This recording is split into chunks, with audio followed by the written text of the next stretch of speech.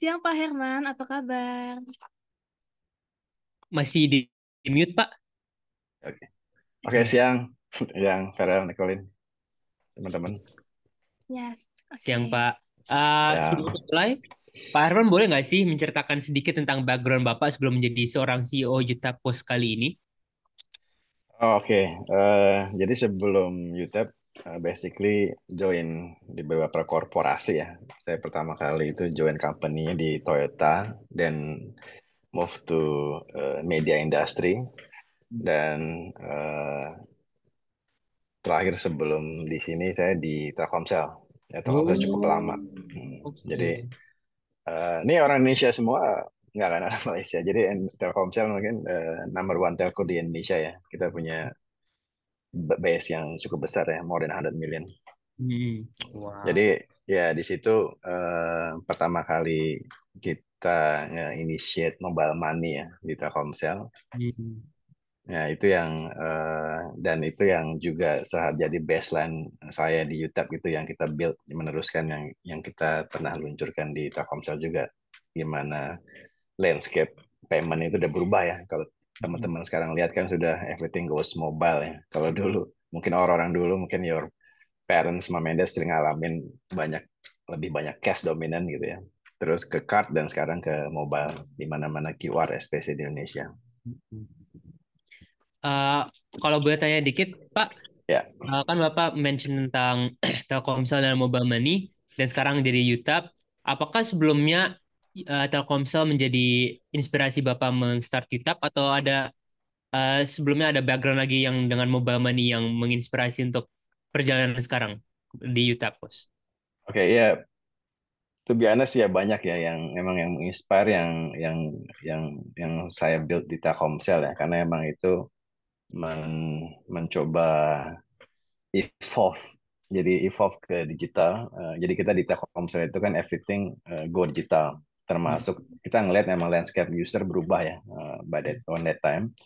Jadi orang udah baca newsnya juga di mobile, orang dengar musik di mobile, orang juga nonton movie di mobile, dan kita ngelihat the payment will go to mobile juga gitu. Karena by that time kan mobile money juga something yang belum seperti sekarang ya. Jadi kita ngelihat the vision, kita realisasikan di Telkomsel, kita meluncurkan produk mobile money yang namanya Telkomsel Cash di Cash waktu itu. Hmm. Dan itu juga ketika kita luncurkan T-Cash itu kan kita juga engage sama banyak pelaku usaha ya. Jadi ada pelaku usaha baik yang enterprise besar maupun yang UMKM gitu ya, MSME. Dan itu kita ngelihat memang ada kebutuhan di MSME yang mesti kita address ya, gimana cara kita mengajak mereka go digital gitu. Nah, itu yang menginspire saya di UTEP actually, karena emang di UTEP ini salah satu vision utama kita adalah kita mengempower businesses, especially MSME, UMKM. Karena emang UMKM itu mesti harus go digital. Kalau nggak, dia akan ketinggalan kan. Hmm. Hmm. Ya, Oke. Jadi emang eh, dari dengar dari ceritanya Pak Herman tuh emang daripada dari yang dulu, gara-gara teknologi evolve, Mhm. mereka juga evolve gitu. Jadi Benar. mobile money, yang termasuk yang Telkomsel yang ceritain tentang Pak Herman. Jadi emang betul, betul. coming, emang ya, termnya tuh beradaptasi dengan waktu. Ada terus progresnya ya, Iya, terus seiring progress. perkembangan zaman yang Bener, bener, simple bener. ya. Setuju, setuju, setuju. Oke nih Pak ya, aku mau nanya next question. Ada Ya, nggak sih momen khusus yang memotivasi Bapak untuk membuka bisnis sendiri gitu? Sebelumnya kan Bapak ceritain Bapak pernah bekerja di Telkomsel dan lain-lain. ya, ya, ya, ya. Motivasi Bapak untuk Apa bisnis apa sendiri? khusus? Momen khusus. Tadi apa? Iya. Iya, mohon Mungkin. khusus. Oh, oke, oke. Iya. Yeah. Well, I think it's more about ketika you work quite some time di korporasi ya, start thinking apa namanya, especially when you getting old probably, kan mulai berpikir what are the values ya untuk society ya. Jadi saya mulai berpikir kontribusi saya sebagai as a person untuk society apa ya. Dan saya lihat waktu itu, ngelihat UMKM Indonesia ya, sepertinya memang harus ada someone yang bisa provide digital solution for them. Nah, itu yang menginspire saya dulu gitu loh. Jadi emang what if there's a company yang bisa mengaddress itu gitu loh. Dan itu di UTEP dengan shareholder kita ada shareholder kita juga ada dari UTEP Global dan ada Salim Group juga yang kita punya visi yang lain sama saya pribadi. Jadi gimana caranya bisa membuat sebuah solusi digital buat especially di UMKM ini gitu. Nah ini memang selain ada business opportunity yang besar ya, kita juga ngelihat ada challenge yang besar nih di Indonesia gitu. Karena emang Indonesia ini kan tahu nggak Indonesia berapa UMKM? Berapa? Kita punya kita punya 64 juta UMKM di Indonesia. Oh, Jadi imagine kalau mereka ini semua udah shifting ke digital ya. Karena emang digital ini kan everything is online gitu. Dan ketika di era sekarang kan the base pelanggannya juga basically limitless kan. Jadi when you go online kan bisa nge-serve gitu. Jadi orang yang bahkan punya usaha di Jakarta pun sekarang bisa marketnya bisa sampai ke Medan, bisa sampai ke seluruh Indonesia gitu Hmm, kan. Beda kalau dulu kan dia punya limited coverage ya. iya. Dan bahkan dengan era sekarang kan juga bisa cross border juga gitu ya. Jadi memang kita mempersiapkan nih UMKM mesti jangan marketnya diambil dari luar, justru dia bisa keluar ya. Itu yang kita punya komitmen untuk membantu mereka. Dan itu yang basically yang nge-move saya dulu gitu loh. Di lain emang ada business opportunity yang besar ya. Jadi kita pengen emang ada jadi company yang bisa membantu mereka. Jadi oke. Bapak mengidentify problem dan market needs yang ada di Indonesia seperti UMKM dan juga gara-gara dulu memang limited interaction-nya, Bapak Ya, membuat sebuah aplikasi yang untuk men-tackle problem itu yaitu dengan betul, cara betul, betul, betul kan. Nah, Dari market problem berikan solusi dengan aplikasi UTEP benar ini. Benar benar. banget nggak sih? Tapi saya mau tahu deh Pak, kan kita memang aplikasi di dunia bisnis, jadi saya mau tahu skill apa saja yang diperlukan untuk mengembangkan sebuah aplikasi di dunia bisnis yang seperti fast pace ya di masa-masa sekarang Oh, digital ini. Apakah hard skill seperti coding dan data management diperlukan? uh, semua orang masih punya business driven ya. Hmm. Walaupun di level coding pun ketika dia mengcodingkan memang dia mesti ngerti bisnisnya juga. Dan memang di company yang kita build, saya ini lebih suka dari awal dari research ya. Karena emang di dulu dulu pun sebelum di Telkomsel pun saya join research division gitu ya. Dan ketika kita running di korporasi pun maupun sekarang memang everything kan mesti berbasis data ya. Apa yang Hmm. kita mesti lakukan untuk pengecekan market dulu gitu ya. Nah di UTEP pun kita punya tim in-house research gitu. Jadi everyday mereka doing research. Sebelum kita meluncurkan UTEP pun kita ngelakuin research ke UMKM Indonesia gitu. What do they actually need gitu ya. Terus dari sisi eh, apa pain yang mesti kita address dan opportunity apa yang kita bisa offer gitu ya. Dan Hmm. itu ditranslate menjadi produk apa yang kita mesti buat gitu ya. Dan kalau misalnya kita ngeliat trennya memang sekarang everything goes mobile, memang opportunity yang ke depan yang terbesar pasti related sama mobile gitu, di Hmm. aplikasi gitu. Jadi everything itu mesti punya aplikasinya gitu. Hmm. Ketika you go having a business, ya sekarang kalau dulu orang mencatatnya di ya aplikasi di atau cash register atau komputer, sekarang everything goes mobile gitu kan. Karena juga memonitornya gampang ya. Jadi emang ke depannya related sama tadi ya eh, mobile application itu something yang memang sangat potensial tergantung use case-nya apa gitu kan. Yang penting ketika nanti ya teman-teman nanti yang ketika lulus atau mau set up your own business ya mesti pokoknya everything walaupun punya sense business do some research gitu ya. Walaupun desktop research juga that's research gitu. Itu Hmm. juga measure potensi marketnya seperti apa, terus produknya bisa bikin seperti apa, dan itu nanti setelah ketika jadi leader gitu ya, kan ada banyak unit tuh, ada unitnya di sales, ada unit di marketing, ada unit di produk, ada unit di tech gitu yang dengan coding tadi.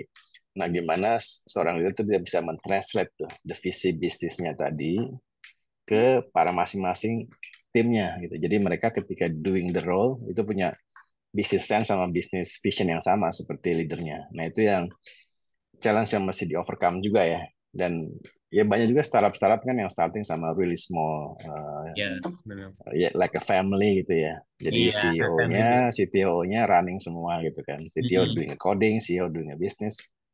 Dan ketika dia growing kan mulai create tuh strukturnya. Jadi mulai punya sales team, punya punya punya tim yang manage people-nya, punya coding developer yang lebih banyak gitu ya. Nah itu masih seiring scale bisa berkembang, tapi mulai bisa mengeskalasi. Kadang problem di beberapa startup banyak yang mungkin susah scale up karena tidak bisa mengeskalasi ya dari si leadernya itu ke tim-timnya, jadi kayak semua bergerak gitu ya.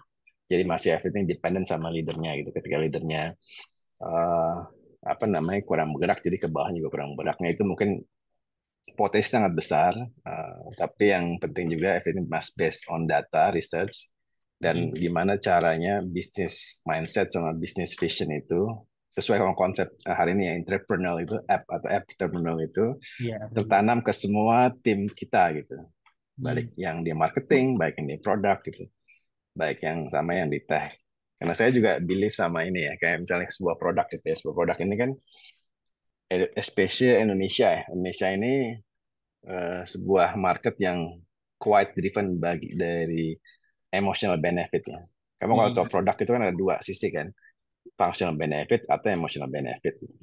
Jadi misalnya dulu kalau misalnya eh, kita campaign sebuah mobile money gitu ya. Ya. Dulu waktu zaman dulu kan memang agak quite tough ya untuk nge-educate ini apa sih. Kalau misalnya kita address functional benefit ya mobile money cepat, nggak ada uang kembalian, nggak ada antri gitu. Tapi kalau emotional benefit kan mobile money itu something yang sangat keren gitu. Ya, when you Ya. have it, you feel cool gitu kan. Sama Iya, iya. seperti Setuju. you kayak dulu mereka holding apa namanya brand of coffee tertentu dipegang sama ada brand yang nggak unknown, itu kan beda feelingnya. Nah Ya. di Indonesia itu kan quite strong emotional benefitnya. Jadi itu juga mesti mesti bisa tuh bisa melihat ketika bikin aplikasi sisi emosionalnya apa gitu. Apa yang kita bisa vision kan ke visualisekan ke user juga merasa ke bawah dan dia akan pakai service kita Mm-mm. gitu. Eh, jadi Bapak tadi ngomong tentang potensi aplikasi dan juga research. Saya mau nanya deh Pak, waktu itu eh, adakah period of time atau waktu di mana Bapak menyadar potensinya yang disebut potensi aplikasi dan juga potensi untuk research di dunia aplikasi itu? Apakah ada apa ya? Bukan momen juga sih, tapi mungkin ada time di mana Bapak baru sadar. Mungkin ada booming di 2010-an atau aplikasi dunia aplikasi. Mungkin lagi ada tren ya Iya, gitu. seperti mungkin GoPay kan waktu itu mereka baru launch application Gojek gitu-gitu. Atau gimana, Pak? Yeah, I think digital shifting itu way before ya Gojek ya. Bahkan saya waktu kita bikin di Telkomsel pun kan belum ada tuh seperti sekarang gitu. Tapi trennya udah ada gitu ya. Mungkin tempat yang di sini nggak ngalamin pakai handphone yang bukan smartphone ya. Nah kalau kita kan ngalamin tuh phone yang bukan smartphone. Jadi we just use phone untuk call gitu kan. Dan saat itu growing ada behavior people text gitu ya. Jadi dulu kalau chat itu nggak dalam smartphone tapi you go to komputer gitu kan. Dan itu quite limited gitu. Jadi dari situ udah berasa tuh ketika dari feature phone gitu, yang feature phone itu handphone yang zaman dulu ya, nggak ada, bukan smartphone, pindah ke shifting ke ketika market kita mulai suka dengan texting dan sosial media growing gitu ya. Jadi orang mulai shifting tuh, muncullah dulu ada BlackBerry kan, mungkin nggak ngalamin ya BlackBerry. Mungkin you can ask your parent ya tentang BlackBerry. Jadi BlackBerry itu juga ya ada orang go shifting ke chatting gitu. Itu kan salah satu bentuk digital gitu. Dan chatting itu orang mulai ketika mulai shifting, jadi needs-nya di mobile phone itu mulai bertambah gitu. Kalau dulu cuma call, sekarang juga untuk communicating via text dan sosial media juga. dan mulai berkembang ke yang kita sebut SMS banking gitu. Di SMS banking itu kan jadi mulai orang tuh ngelihat saldo, terus mulai bayar-bayar tagihan, transfer itu mungkin 10 tahun lalu baru mulai itu. Dan di situ udah mulai bergerak tuh kan. Kalau dulu ya mungkin beberapa kita ini masih ada beberapa generasi yang ngalamin transisi itu ya. Kalau dulu orang dengerin musik ngalamin ya pakai CD gitu. Enggak Iya, ya, iya, Iya, iya, iya. iya. ya kan? Go ke CD dan kita ngeliat trennya ketika dia shifting dengerinnya di dulu masih tren-tren iPod kan. Iya, benar. Jadi ya dari dulu masih model orang pindahin dari CD ke dalam digital biar bisa masuk ke dalam iPod. Nah sekarang kan udah dari belinya udah digital gitu kan. Iya. Dan sekarang dan ada model baru lagi, ada model lagi yang mencoba merubah semuanya, which is ke berlangganan kan. Itu kan konsep yang dulu dijual sama, dulu kan belum ada tuh, dulu orang masih beli kan. Tapi Spotify merubah, dia mesti bisa berlangganan, nah Apple Music juga masuk.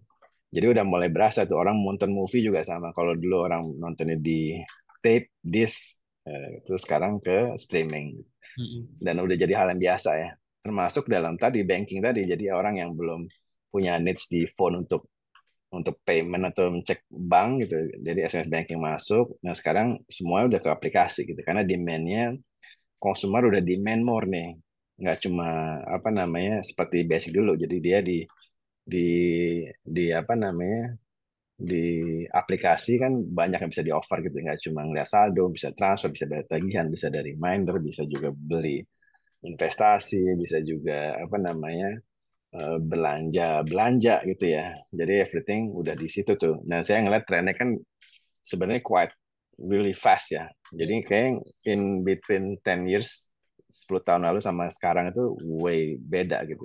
Ya. Dan ini emang trennya udah berasa gitu. Jadi kalau misalnya apa namanya sekarang uang cash kan berkurang gitu. Kalau kamu lihat ya ATM mungkin berkurang gitu. Jadi especially di kota urban seperti Jakarta, jadi udah mulai shifting. Jadi udah mulai shifting dari everything ke mobile, aplikasi itu mempengaruhi juga behavior orang dalam membayar, jadi kan mungkin teman-teman kalau di Indonesia gitu ya, especially kalau uang cash itu udah mulai susah kan, buat bayar parkir, buat apa mesti tukar duit gitu ya. Iya, iya, Kalau iya. dulu kan we keep change money gitu kan. Jadi emang I think itu behavior itu udah terjadi 10 tahun lalu ya. Bahkan sebelum itu tadi yang beberapa pemain seperti GoPay, Dana, OVO pun eh, masuk gitu ya. Dan mereka kan juga nge-disrupt karena melakukan banyak promotion ya. Jadi people juga shifting lebih cepat. Itu sudah terjadi itu shifting ke digital itu sebelum mungkin 5 years before mereka luncurkan World Money gitu. Karena saya kan di telco itu udah ngelihat tuh behavior orang, kebutuhan orang gitu kan. Dan gimana eh, kalau dulu telco itu cuma ya mungkin teman-teman nggak ngalamin ya ketika kita dulu speednya masih 2G gitu ya dan 2G itu udah sudah oke gitu deh untuk our need gitu ya. Tapi kalau sekarang even 3G 4G nggak cukup, sekarang udah ke 5G. Terus 5G. Jadi Iya. untuk memfulfill demand kita streaming, main game, etc. itu udah nggak cukup gitu. Dan ini ketika everything goes mobile justru juga membuka banyak opportunity kan. Jadi banyak aplikasi PSD create. Jadi sekarang sudah apa namanya masuk ke which is yang kita lagi masuk juga ya, masuk ke supply chain juga gitu. Jadi ada yang bahkan sudah membridging antara petani sampai ke pembelinya gitu kan. Jadi untuk barang-barang fresh, untuk logistik, untuk apa namanya fulfillment supply chain, apa namanya marketplace. Jadi everything memang udah di pasarnya sudah berubah nih ke mobile. Jadi emang saya lihat sih shiftingnya itu udah ada trennya. Memang itu udah kita lihat mungkin 15 tahun lalu ya. Kita udah ngelihat tuh tren itu gitu. Dan it happen sekarang gitu. Kalau dulu saya ngomong ke beberapa apa namanya people mungkin mereka nggak percaya ya. Karena kan kita udah lihat datanya itu. Tapi ya sekarang look what happen emang sekarang udah terjadi gitu. Iya. Benar, benar. Setuju banget. Diprediksi emang Iya. dari dulu. Tapi emang kalau ngomongin masalah teknologi ya, kayak semuanya perkembangannya cepet banget. Bener. Cepat, Dulu betul. pakai cash gitu, Pak. Iya. Kita ke kantin harus bayar, harus kembalian, nah itu repot banget. Sekarang di Malaysia juga sebenarnya juga agak susah sih Pak pakai Cash. cash ya. Bukan di Ya. Indonesia juga.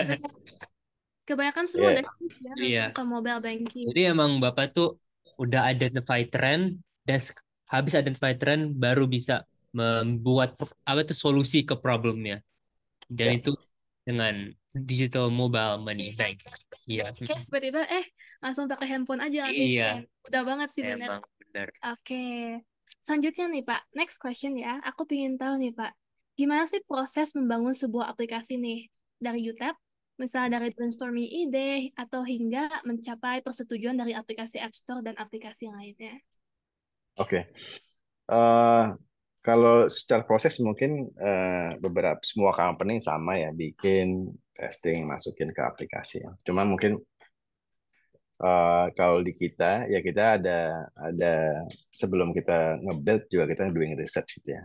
Dan research itu kan ada dari sisi mengakses apa namanya potensialnya, assessing potensialnya, termasuk ngedesainnya juga. Kita kan doing testing juga ya. Jadi dari research itu perluannya untuk tim bisnis, tim produk gitu ya. Karena kan kita juga di produk itu ada UI UX juga kan. UI UX seperti apa gitu. Especially ketika kita mengadres market yang mungkin belum shifting, itu kan salah satu tugas besar tuh di tim UI UX juga gitu. Gimana cara kita membuat aplikasi yang simple gitu. Uh, karena di Indonesia juga lucu tuh kalau kita ngomong, kalau saya dulu keliling ke beberapa user kan dia merasa oh saya nggak bisa pakai apa namanya aplikasi digital gitu untuk banking atau untuk payment gitu ya. Tapi dia di satu sisi dia terbiasa sama Facebook, Instagram, TikTok gitu ya. Nah itu kan apa namanya something yang look in satu sisi the market itu pakai gitu ya. Tapi dia nggak sadar kalau dia can do more gitu ya dengan handphonenya dia. Nah kita research, nah, terus kita punya tim produk itu yang menggather requirement gitu ya, jadi menggather requirement baik dari sisi pasar, dari sisi bisnis maupun dari sisi hasil riset tadi dengan marketing. Nah, tim produk menggather requirement, nah dan setelah requirement itu jadi baik mau bikin produk dari awal atau improvement fitur baru ya, itu pasti dari produk yang bikin requirement. Iya, iya. Nah, after that dari produk itu dia akan bikin assess dan akan bikin priority gitu ya. Mana yang mesti dibuat dan nanti di produk pun kalau di UTAP itu kita di produk itu UI UX dalam produk. Jadi nanti di dalam produk itu ada kalau setup app itu ya, kita ada product owner yang kita sebut. Jadi ada product head-nya, ada product owner, masing-masing product owner itu nge-lead uh, produk spesifik gitu ya. Jadi product owner itu nanti di dalam product owner kayak squad gitu ya. Di dalam squad itu ada UX timnya juga. Gitu. Nah UX yang akan desain dari visi bisnis tadi jadi requirement termasuk ngedesainnya gitu. Nah setelah requirementnya itu komplit itu nanti akan ada kerjasama sama dengan tim tech gitu ya. Di tech itu kita ada kayak squad developer juga gitu. Biasanya satu squad itu ada lead-nya, terus kita ada back-end developer, ada front-end developer, sama ada QA gitu ya. Jadi itu ada satu squad tuh. Jadi karena approach yang kita pakai kan kita sangat agile tadi seperti ini Colin bilang ya, memang sangat cepat ya. Jadi kita sprint every 2 weeks gitu ya, ada sprint. Nah di sprint 2 weeks itu ya squad ini yang bekerja gitu dari requirement tadi masuk ke tim tech kan sizing gitu ya. Nah, dan habis itu develop tuh. Dengan develop mereka di satu sprint tadi ya di 2 minggu ada fitur yang selesai dalam 2 minggu, ada fitur yang selesai dalam 2 sprint, which is berarti 4 minggu ya. Kita satu sprintnya 2 minggu. Nah itu setelah jadi ya biasa ya aplikasi itu kan biasanya ada beberapa environment ya. Mungkin yang tech ini paham ya. Jadi kita ada MR environment atau development, ada staging, ada UAT sama production environment. Nah, biasanya di testing dulu di aplikasi. Jadi kalau misalnya selesai dari development tuh di MR itu nanti di testing. Ada bug nggak? Kita terbiasa tuh bikin ada bug mesti di fix ya. After that, setelah itu pass di MR akan naik ke SIT di staging. Nah, di SIT di tes lagi. Biasanya masih ada bugs juga tuh. Jadi nggak everything not as smooth as we think kan. Jadi nggak kan ketika fitur itu banyak connected each other kan pasti ada ketemu bug gitu. Nah kita di SIT ada finding dan everything itu recorded on ticket ya. Jadi ada sistem kita yang kita pakai ada Jira ya, everything record di Jira. Jadi Oh, nanti ketika juga setting aplikasi, ketika nanti skala gede itu mulai mesti ada structure-nya itu. Karena kan everything mesti recorded kan. Jadi kita mesti Oh. tahu developer itu ngerjain apa, bug-nya gimana, bug-nya di record lagi, terus nanti ada siapa yang pick up gitu ya, di dalam hmm, squad itu. Nanti setelah hasil testing dari asset tadi baru masuk UAT. UAT dites lagi. Nah, UAT biasanya udah almost bisa naik ke production tuh. Nah, setelah pass di UAT, baru kita ada sebut go to production. Nah, to go production itu kan berarti mesti ada kita ada committee lagi tuh. Kalau naik production kan mengimpact ke yang sekarang live nih. Jadi misalnya kamu ada aplikasi live banyak user yang pakai gitu ya, ini namanya production environment.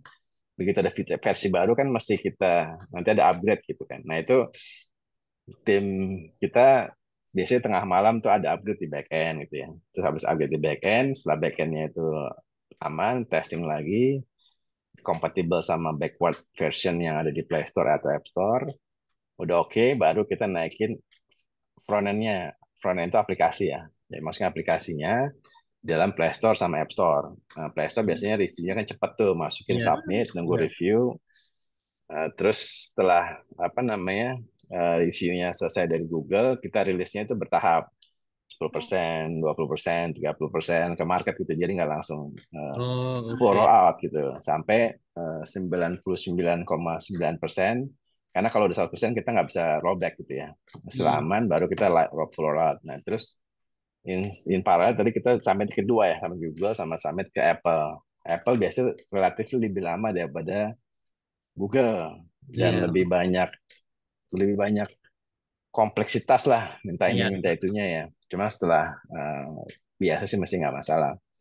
Nah, setelah dua-duanya selesai ya baru kita akan ada either you force update ke user atau ya broadcast ke user ya you have a new version, atau kalau ada fitur baru ya kita ada edukasi ke pelanggan, ada fitur baru misalnya kemarin kita rilis fitur apa ya, user management atau multi printer. Nah, itu kita juga ada apa namanya broadcast socialization gitu ya. Dan di luar itu pun di aplikasi ketika you build application kan kamu nggak hanya build fitur ya. Karena kalau misalnya di tech itu di aplikasi itu kan banyak tracker gitu ya. Nah, itu sama tuh ada tracker-tracker, nanti trackernya mau pakai tracker apa gitu kan. Especially kalau di UTAP ini kan kita punya aplikasi POS, kita punya aplikasi untuk supply chain. Nah, aplikasi supply chain itu kan kita cukup kompleks tuh karena ada live hybrid di web sama aplikasi di Android sama iOS. Nah, kita maintain 3 environment tuh. Mhm. Nah, itu setelah tadi yang ngetes tuh tim QA ya. Setelah live pun nanti itu akan dimonitor terus gitu. Ketika ada masalah, yaitu nanti akan ada urgent fix di production gitu. Tapi ya itu cycle-nya gitu ya. Biasanya kalau misalnya eh, karena kita pakai sprint itu kita development in 2 weeks, the next week-nya afternya itu testing. Jadi mungkin dalam sebulan tim kita masih bisa menyelesaikan satu cycle development tuh sampai rilis sampai di App Store gitu. Jadi karena buat ngejar cepat tadi gitu. Tapi kadang-kadang ketika kita memang lihat ada case-case juga nih, misalnya saya ngelihat ada tim yang wah ini opportunity kita mesti buat karena, atau mungkin karena kita kan juga ada kliennya nggak cuma MSME ya, kita ada klien kayak enterprise seperti McDonald's atau mungkin Family Mart gitu ya. Jadi dia pakai kita gitu juga kan. Kalau mereka kan mintanya ini ada permintaan masih cepat gitu ya. Nah itu bisa lebih cepat daripada cycle yang normal gitu. Nah itu biasanya saya intercept. Nah biasanya kalau misalnya kita intercept, either kita bisa selipin di sprint atau ya kita nurunin prioritas gitu. Hmm. Jadi every week itu ada apa namanya yang kita sebut huddle session sama saya. Jadi itu kita decide gitu. Oh ini ada yang penting mau dinaikin, tapi ada yang mesti di prioritas diturunin gitu. Nah itu kita tentukan di situ gitu. Jadi mesti gesit ya, mesti gesit, mesti agile, tapi ya eh, yang terpenting kita juga mesti punya proses yang aman ya. Karena kalau misalnya hajar-hajar aja, tapi itu ada masalah gitu ya, itu yang berimpact ke user berarti kan. Nah ketika impact ke user, Kalau misalnya kita ya ada masalah, misalnya even masalah 1 menit itu komplainnya udah ratusan itu. Aduh. Oke. Jadi kan imagine ketika you running a business gitu, misalnya aplikasi apanya payment atau posnya mati gitu kan, itu kan dia interaksi sama pelanggannya dia kan, nah itu pasti komplain. Jadi makanya kita sangat-sangat mesti hati-hati ya ketika ada cycle development dan release tadi ke production. Wow, ternyata Wow. prosesnya panjang banget Iya, ya, Rel, detail ya. banget. Harus checking lagi, Iya. trial and error ya ini. Very technical Wah, ya. benar-benar harus into the detail banget. Kalau boleh tahu nih Pak, berapa lama sih proses kayak mendevelop aplikasi ini secara Iya. keseluruhan? Karena nih karena emang very apa ya? Kompleks ya. Iya, very to the detail banget. Ya, kalau aplikasi itu ya relatif tergantung aplikasinya ya. Memang kalau misalnya kita ada case-case yang kita bikin aplikasi cepat karena kita ada tiga section nih dalam tim teknologi kita. Ada yang ngerjain data POS itu yang ada yang ngerjain BOS dan payment sama ada yang kita ada satu slot kan itu innovation gitu ya. Nah, di innovation team ini itu dia sangat gesit kalau saya minta hari ini ya mungkin 3 hari jadi gitu ya. Tapi kan itu dia bukan bagian dari sprint tadi itu, yang sprint infrastruktur tadi. Dia itu lebih ke kayak R&D gitu ya. Dan kalau itu bisa cepat gitu. Jadi sometime in 1 week kita build the app, release, kita bisa dapatkan lah. Tapi kalau misalnya yang udah punya struktur tadi, kalau untuk bikin aplikasi ya ada yang take months gitu ya, ada yang 3 bulan. Even kita pernah bikin aplikasi kadang-kadang ya, kadang-kadang we have to decide juga gitu, mau speed atau mau apa istilahnya, Quality. ya quality dan ya mungkin bukan yang speed nggak ada quality-nya, tapi Iya, lebih iya, ke iya. scalability ya. Nah kadang-kadang kita juga ada beberapa case kita develop cepat juga, cepat-cepat dulu gitu ya, in 3 months, tapi the in the 3 months after atau 6 months after kita udah ada project untuk revamp dan naikin scale-nya gitu. Karena Oke. emang itu juga juga di level coding, di level teknologi yang kita pakai gitu ya. Eh, Kalau di kita kan backend-nya kita pakai Golang ya. Nah itu kan juga kalau zaman dulu kan lebih banyak pakai Java. Nah kita udah mulai shifting ke Golang. Secara developer juga banyak. The application juga sangat banyak yang ada pakai native. Kalau di kita pakainya Flutter. Kenapa Flutter? Karena kalau misalnya di Flutter itu develop untuk Android dan iOS sekali gitu. Jadi nggak perlu punya 2 tim yang kita manage gitu. Jadi lebih lebih efisien. Jadi kalau teman-teman belajar bikin mobile app, ya mungkin sekarang ada trennya ada Flutter. Kita juga lagi coba kemarin udah list pakai Ionic juga. Nah Ionic, kalau Ionic itu kamu nge-build aplikasi di web, Android, iOS itu bisa satu program. Jadi satu programmer. Jadi tinggal lebih gampang gitu ya. Dan itu kan impact ke bisnis lebih lebih efisien ya manage resource-nya. Kalau zaman dulu kan, which is masih banyak company juga yang pakai apply pakai native ya. Kalau jadi dia mesti maintain ada tim iOS, ada tim Android, gitu, ada tim web gitu. Nah Iya. kalau di kita udah mulai efisienkan gitu. Jadi timnya itu satu untuk ngerjain semua gitu. Jadi biar lebih efisien. Nah tapi kadang-kadang ada part-part yang mungkin kita lihat, ada yang kita kadang teknologi kita pakai, oh tapi ini mesti kita pikirkan the scale-nya ketika reach gini kita masih rubah ya teknologinya gitu. Kadang kita juga nemuin gitu di beberapa case ya, which is itu nanti the leader-nya decide gitu. So I decide gitu ketika opportunity-nya yang lebih besar dan lebih untuk cepat ya kita lakukan yang cepat dulu gitu. Nanti kita rapin di belakang gitu. Tapi ada juga yang ketika kita membutuhkan robust kayak sekarang yang udah berjalan dipakai sama ya ratusan ribu user gitu ya, ya kita mesti hati-hati gitu. Ketika kita doing something yang mesti dipastikan itu sangat aman gitu ya. Jadi ya back to answer the question, it can be I think the fastest could be 3 months ya, untuk bikin aplikasi sampai rilis sampai dari aplikasi baru ya.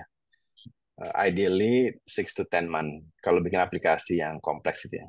Tapi saya juga ada tim juga inovasi. Ketika tim inovasi bikin itu ya bisa secepat 1 minggu bikin aplikasi. Wow. Good. Aduh, Wow. Iya. very skilled.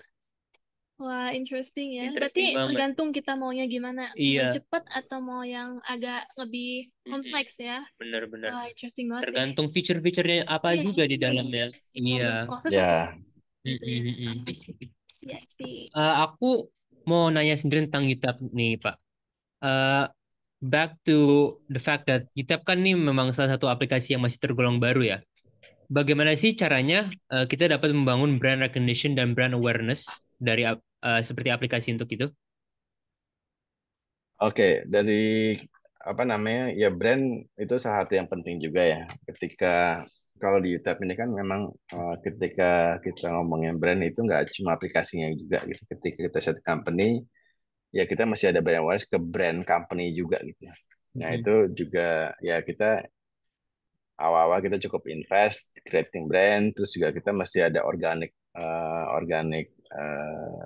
apa ya, kita punya digital team ya yang everyday itu doing organic campaign gitu. Organic campaign artinya yang nggak perlu bayar gitu ya, kulik-kulik sendiri, bikin blog, bikin artikel, SEO, terus juga memanfaatkan tracker, posting organic campaign gitu kan. Organic campaign kan makin banyak post juga makin banyak reach gitu ya. Nah itu dilakukan tuh sama tim digital.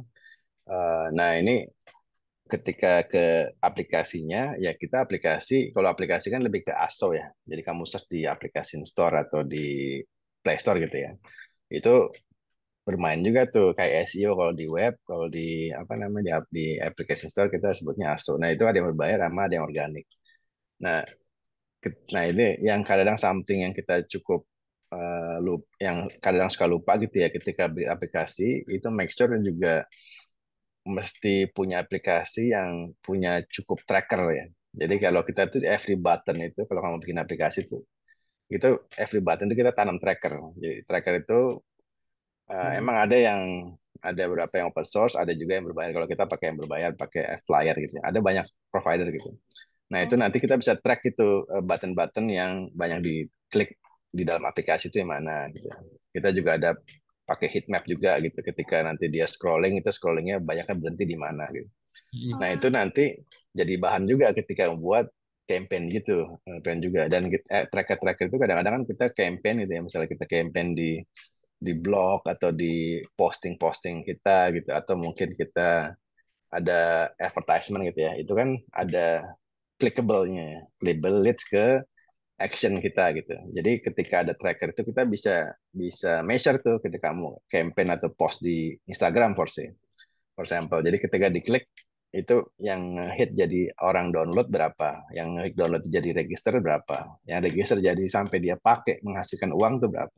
Mm-mm. Nah, itu kalau misalnya tracker itu impress bisa kita track sampai selevel itu. Nah, wow. kadang-kadang ketika kita bikin aplikasi, which kadang-kadang juga mau cepet kan, kita nggak tanam tuh trackernya, jadi kita go blind tuh, aplikasi kita dipakai apa enggak ya? Ya, ya, ya. Ya itu kadang-kadang something yang ketinggalan juga kalau kita di awal-awal memang bikin aplikasi dulu, fitur dulu, baru tanam trackernya gitu ya. Nah itu Mm-mm. seiring jalan ya kita udah mulai disiplin, jadi ketika bikin fitur by defaultnya udah harus ada tracker ditanam. Itu Oh, yang penting. Nah, itu collate sama tadi ketika everything measurable dan ada trackernya, kita juga bisa punya strategi yang bagus dan efektif di campaign tadi yang buat naikin Mm-mm.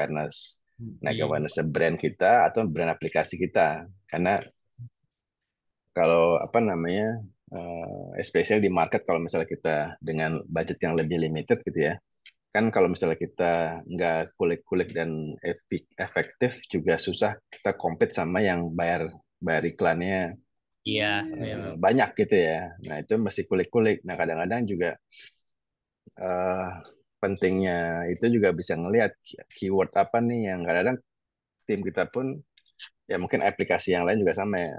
Kadang-kadang kita juga bisa milah tuh untuk lebih terlihat dengan budget minimal tuh di segmen yang mana, dengan keyword apa gitu. Itu juga penting juga gitu. Ya, pokoknya intinya, pokoknya ketika kita bikin aplikasi ya, ya itu dia. Nanti is good question kita mesti mikirin juga gimana nanti kita campaignnya, nanti gimana kita ininya gitu, apa namanya, make sure the people's aware sama produk kita. Karena kamu ngomongin di aplikasi aja kan udah ribuan, puluhan ribuan aplikasi kan.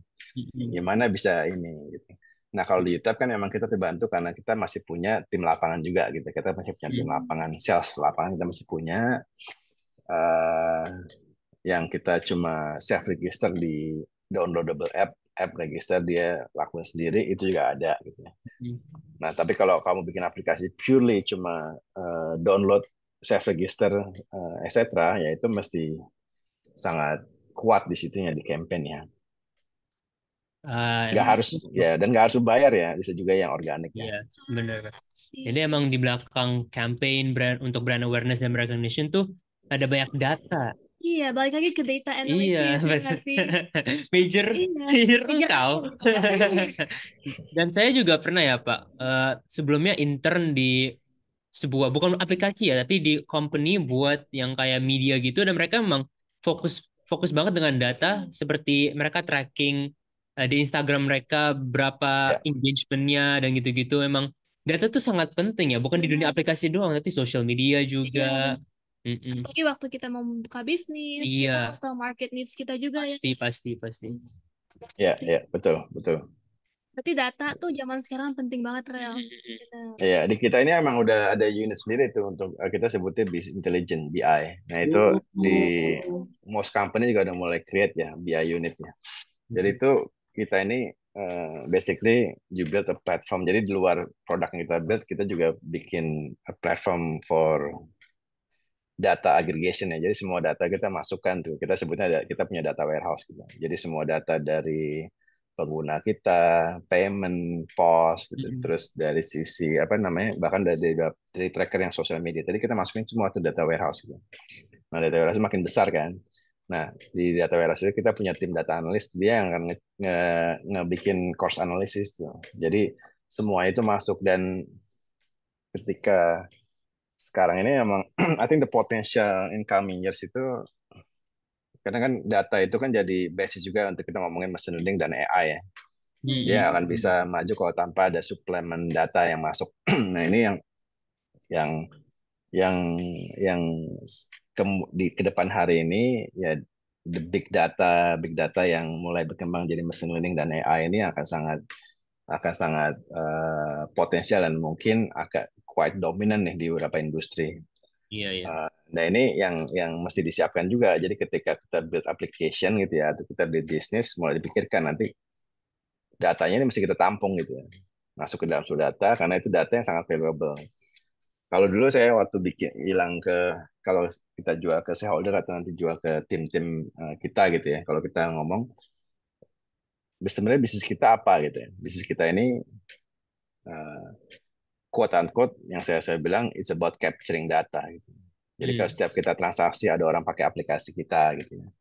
Itu data yang kita capture mestinya. Jadi Mm-mm. value data itu sangat penting. Karena value data itu yang akan jadi our future business gitu ya. Imagine user kita misalnya pakai UTAP gitu kan. Nanti kan data itu masuk tuh. Nanti data masuk, saya kerjasama sama bank tuh mulai untuk pembiayaan. Jadi misalnya dia bisnisnya ya bagus, kita bisa offer untuk uh, capital untuk mereka berkembang bisnisnya atau pembiayaan. Atau mungkin ketika kan kita main supply chain, ketika dia di produknya memasukkan produk susunya dari brand A misalnya. Nah, saya bisa nanti offer kan. Ada offer dari brand B nih. Kenapa nggak kamu pakai ini aja gitu kan? Kita banyak cafe yang pakai kita juga gitu. Iya, iya. Jadi itu semua kan based on data. Nanti setelah itu berjalan, yang udah kita prepare dan mungkin market-marketnya juga prepare. Jadi logic of offering, logic of apa tadi itu dilakukan sama mesin gitu. Learning juga AI tadi. Dan sekarang I think teknologinya udah cukup banyak yang bisa kita pakai. Kalau dulu di Telkomsel ya, misalnya kita buat main data itu invest di platform yang multi-million dollar. Kalau sekarang kan juga bisa pakai service Google. Google punya Mm-mm. namanya Google BigQuery gitu. Nah, itu bisa kita pakai. Itu buat apa namanya? Terus kita data warehouse kita simpan di sana juga di GCP juga. Mm-mm. Jadi sebenarnya sekarang tuh udah banyak dimudahkan ya. Dan Iya. tapi ya again kita ini mesti mulai mikirin. Jadi mindset data tadi itu sangat penting. Mm. Dan ya saya juga ya apa namanya, karena orang yang berbasis sama data dan potensial ke depan market industri ini juga everything will be based on data, big data. Jadi emang itu something yang mesti kuat gitu. Kamu bayangin misalnya di tab pos aja ada sekitar mungkin hampir hampir sejuta produk yang dimasukkan sama pengguna kita gitu ya. Jadi imagine itu kan data yang sangat valuable ya. Kita bisa Iya, tahu di daerah di kota ini sebenarnya orang jualannya apa sih minuman apa yang laku gitu ya, Mm-mm. atau mungkin pembayaran pakai BCA versus GoPay di sini gimana gitu. Nah itu Mm-mm. yang semuanya kan based on data. Jadi make sure ketika you build your own company atau you work, I think that mungkin yang quite sexy as knowledge juga untuk kedepannya kayaknya juga ketika Everett punya punya skill set on data ya. Saya juga punya tim juga banyak yang apa namanya, yang bahkan dia ada yang pindah keluar gitu, dia hiring sama Dubai company gitu ya. Karena emang Wow. data engineer atau data analis yang strong itu juga banyak yang cari ya. So it's quite valuable ya kalau punya data skill ya, untuk Iya. sekarang ya. Oke, menarik banget. Jadi basically we can use our past data buat future kita ke Iya. depannya gimana ya. Mm-mm. Keren Trackable. banget. Mm-mm. Oke Pak, Ya. moving on to the next question. Kita mau tanya nih, masih tentang brand recognition. Gimana sih awalnya UTEP bisa dikenal oleh market? Eh, kalau kita ini emang awalnya untuk sebenarnya kita masuk ke market segmen direct ke merchant itu baru the past mungkin 2-3 years ya. Di awal itu kita banyak fokus ke klien enterprise kita kayak McDonald gitu ya. Mm-mm.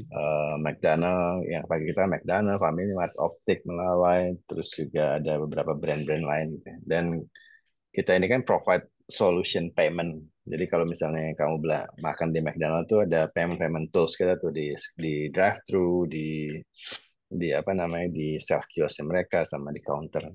Mm-mm. Itu payment apa processing kita yang provide. Nah itu awalnya ya kita work sama, dan kita konsepnya kan UTEP ini, kita ini bukan kayak GoPay atau OVO ya, kita penengah antara merchantnya seperti McDonald dan kita penengah kita kerjasama sama kayak Bank Mandiri, Bank BCA, dan OVO gitu. Kita connect gitu. Jadi sistem kita connect ke para penerbit tadi, bank atau e-money atau wallet, kita connect-kan ke merchant. Nah, dengan kita di situ saya banyak lebih campaign ke korporasi gitu. Jadi UTEP as a brand yang sudah dipakai sama McDonald, brand yang dipakai kita sama-sama Bank Mandiri gitu. Nah, awalnya buat nge-build awareness secara corporate communication gitu. Nah, setelah itu cukup established ya mulai kita campaign direct ke merchant. Kita punya sales tim lapangan, kita juga punya region team, kita punya region campaign juga kerjasama dengan beberapa Pemkot juga, ada ekosistem juga. Nah, jadi itu yang apa namanya? Yang nge-build brand, karena kalau di kita ini kan kita bukan brand yang jor-joran budget di marketing ya. Kita lebih banyak mengandalkan corporate communication, kerjasama sama brand-brand, brand besar, kita campaign di LinkedIn atau ada joint release yang di cover sama media gitu ya. Mm-mm. Terus kita juga ada campaign yang lebih targeted. Nah itu yang cukup ngebantu brand awareness ke UTEP ini ya, kita banyak kolaborasi sama brand-brand besar ya.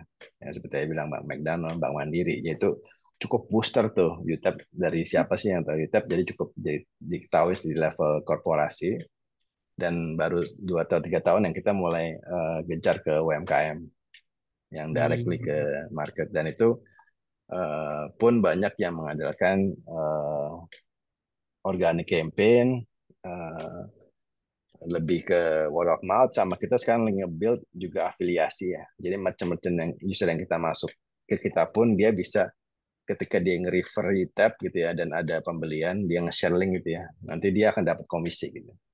Nah, itu juga cukup cukup membuat apa namanya, ngebantu awareness dan juga reach kita lebih lebih besar ya, dengan budget yang nggak perlu jor-joran. Wah, interesting. Wow. Jadi awalnya dimulai dari company besar dulu Bener. ya, Mm-mm. baru Ya, UMKM. Mm-mm. Mm-mm. Oke, oke. Oke, selanjutnya nih Pak. Ada nggak sih kita ngomongin about future ya? Apa target UTEP ke depannya yang mungkin belum tercapai saat ini? Atau rencana gitu ke depannya mau gimana, Pak? Mm-mm.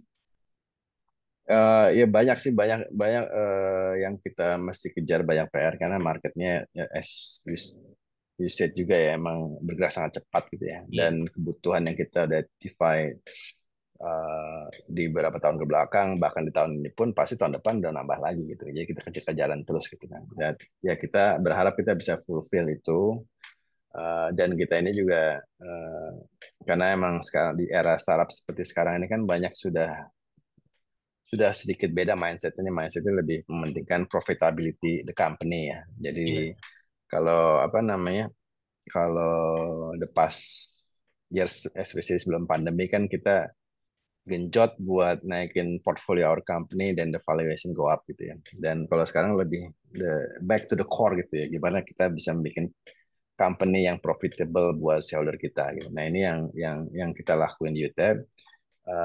Kita apa namanya genjot revenue, terus juga kita maintain the cost itu jadi my day to day job gitu ya di company. Tapi juga di satu sisi kita masih fulfill nih kebutuhan sesuai visi kita, gimana kita bisa menjadi one stop solution buat kebutuhan pelaku usaha, karena kita selalu mengklaim perusahaan kita ada merchant centric.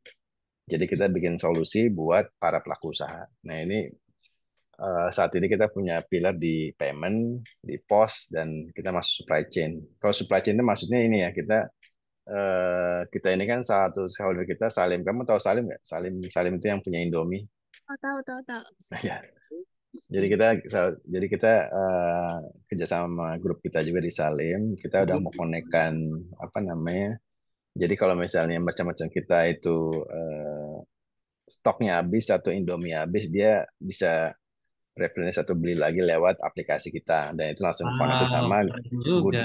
dan langsung connect sama gudangnya Indomarko buat supply Indomie, atau mungkin supply kita juga sama ada Sosro, ada Bima, Poka, ada Sukanda, Jaiman gitu ya. Kita menuju gitu ya, just dari payment dan pos itu juga buat stock ordering. Nah, itu yang something yang akan kita fokuskan di tahun ini onward. Jadi emang masih, walaupun Yustap udah established, sudah ada punya banyak koneksi di Iya, industri, mereka masih mau lebih iya. lebih meningkatkan operasi mereka. Benar-benar. Ini keren banget sih. Mm-mm. Masih terus berprogres ya ke Iya, depannya ya, Pak. Wah, keren banget sih. iya, keren, keren, keren. Oke. Oke, Pak, saya mau nanya sekarang masih tentang di industri aplikasi. Menurut Pak Herman tuh, apakah perubahan signifikan yang dibutuhkan di industri aplikasi digital saat ini? Dan kami sudah membicarakan tadi kalau industri ini memang sangat fast ya, sangat bergantinya sangat cepat. Jadi menurut Bapak, apakah ada perubahan signifikan yang dibutuhkan? Eh, Mungkin yang sangat kuat apa namanya lagi tumbuh sekarang nih, conscious pengguna terhadap data mereka ya. Hmm. Jadi itu kan sangat penting, yang kadang-kadang kita sebagai pebisnis atau mungkin ada beberapa startup juga eh, mesti pikirkan gitu ya, karena ada ya, karena sekarang jadi concern juga tuh ketika pengguna pakai aplikasi, dia mulai bikin aplikasi ini, data saya bisa bocor nggak ya? Karena berapa data personal kan mulai bocor Ya, gitu kan, dan Iya, banyak benar. yang disalahgunakan. Bahkan ada beberapa aplikasi peminjaman, ketika apa namanya, kamu telepon, yang dikejar untuk tagihannya adalah yang kamu telepon gitu ya, keluarganya. Jadi how did they know gitu. Jadi data sudah jadi concern besar ya, dan regulasi juga mulai ketat. Di kita pun kita udah apply, kayak ada berapa standar buat menjaga. Kalau di UTEP itu ada namanya ISO 27001 ya. Jadi kita mesti comply gitu ya. Dan satu yang di address di situ adalah data protection. Nah, jadi sekarang ketika apa namanya bikin aplikasi, nah juga mesti dipikirkan, meyakinkan pengguna kita kalau data mereka aman. Dan itu satu. Yang kedua, di sisi apa namanya simplicity, karena kalau saya lihat ya, mungkin di tab masih agak belum dalam waktu dekat, tapi kita mulai pikirkan, dan saya pribadi pun ngelihat relevansi. Jadi ketika kamu bikin aplikasi itu, relevansi itu juga penting. Relevansi ini dalam arti ya kayak kamu, kalau kamu di Instagram atau TikTok, algoritma memunculkan konten yang kamu suka gitu ya. Jadi itu yang sangat key. gimana sebuah aplikasi itu bisa punya apa namanya relevansi yang kuat dan dia punya metode algoritma memunculkan something yang relevan gitu ya. Karena kedepannya ini sekarang mulai muncul kan orang yang shopping lewat TikTok udah lebih sangat growing gitu ya. Nah itu kan Mm-mm. walaupun kadang-kadang agak scary ya ketika misalnya kamu ngomongin sama temenmu ngomongin tentang ya ke Bali yuk, tiba-tiba di TikTok kamu lihat ada iklan traveling ke Bali ya. Iya, Iya, iya, iya, Tapi iya. kan itu yang scary tapi emang relevan gitu dan sekarang market sudah mulai demand gitu kayak dulu misalnya search engine ketika kamu cari Google kan kamu keluar yang relevan gitu ya itu kan yang di expect gitu. Kalau sekarang tuh bahkan sebelum kamu search pun kamu disuguhkan gitu. Jadi iya. emang sudah a step forward, tapi memang marketnya udah ke arah situ juga gitu. Mm-mm. Jadi kita sudah mulai di drive sama algoritma dalam aplikasi. Dan ketika, tapi kita secara nggak sadar memang kita suka, walaupun kita, oh serem juga ya, tapi kita suka juga karena ketika kita ngelihat sosial media atau konten itu, oh ini konten-konten yang relevan buat saya gitu kan. Mm-mm, Setuju, mm-mm. setuju. Memang. Jadi relevansi itu quite key. Ya mungkin kalau di tempat kita, ya kita mulai mikirin ketika dia jualan apa, kita langsung offering ya, kamu beli stoknya ini aja nih, kita provide semua gitu. Oh ini Mm. harganya murah dan itu di drive sama AI nantinya. Nah itu sama di tempat lain juga kayaknya aplikasi-aplikasi ke depannya ya semuanya udah menunjukkan relevansi, udah mulai kan rekomendasi. Dan kayaknya user sekarang pun sudah demand itu gitu. Karena sekarang kalau misalnya dengan musik, kamu dengan musik misalnya mana Spotify atau Apple Music gitu ya. Mm. Kadang Mm-mm. kan udah, kalau dulu kan masih search, masih cari artisnya. Kalau sekarang udah everything curated kan. Jadi justru kamu depend sama yang curated tadi gitu. Karena udah nggak ada waktu buat nyari-nyari sendiri gitu. Jadi kayaknya sekarang market sudah apa namanya? Sudah sudah mengexpect ketika menggunakan aplikasi dia mengekspek juga ada something yang dia bisa dibantu secara relevansi tadi. Jadi mesti relevan gitu. Nah, itu yang challenge nanti ke depannya gitu. Gimana bikin aplikasi yang terus relevan buat user gitu. Seperti kamu buka TikTok kan. Tapi sekarang ya lama-lama ya mungkin saya nggak tahu apakah berubah lagi ya. Mungkin balik kalau market cuma kayaknya sekarang emang ke arah sana ya. Saya lihat ya. Mm. Dan nanti eh, mungkin eranya ya nanti di the next 10 years ya mungkin something yang a bit scary tapi kita nggak bisa dihindarkan ya AI tadi. Iya, memang. AI tadi. Jadi emang karena AI itu kan membuat kita sebagai user mikirnya juga sedikit aja gitu karena udah dipikirin sama AI-nya. Ya tadi kan itu yang tapi user kita pun sudah mulai ke situ gitu. Sekarang udah mulai berkembang ke investasi. Jadi udah mulai beberapa role daripada saya ngikutin analis lain saya percaya AI aja gitu.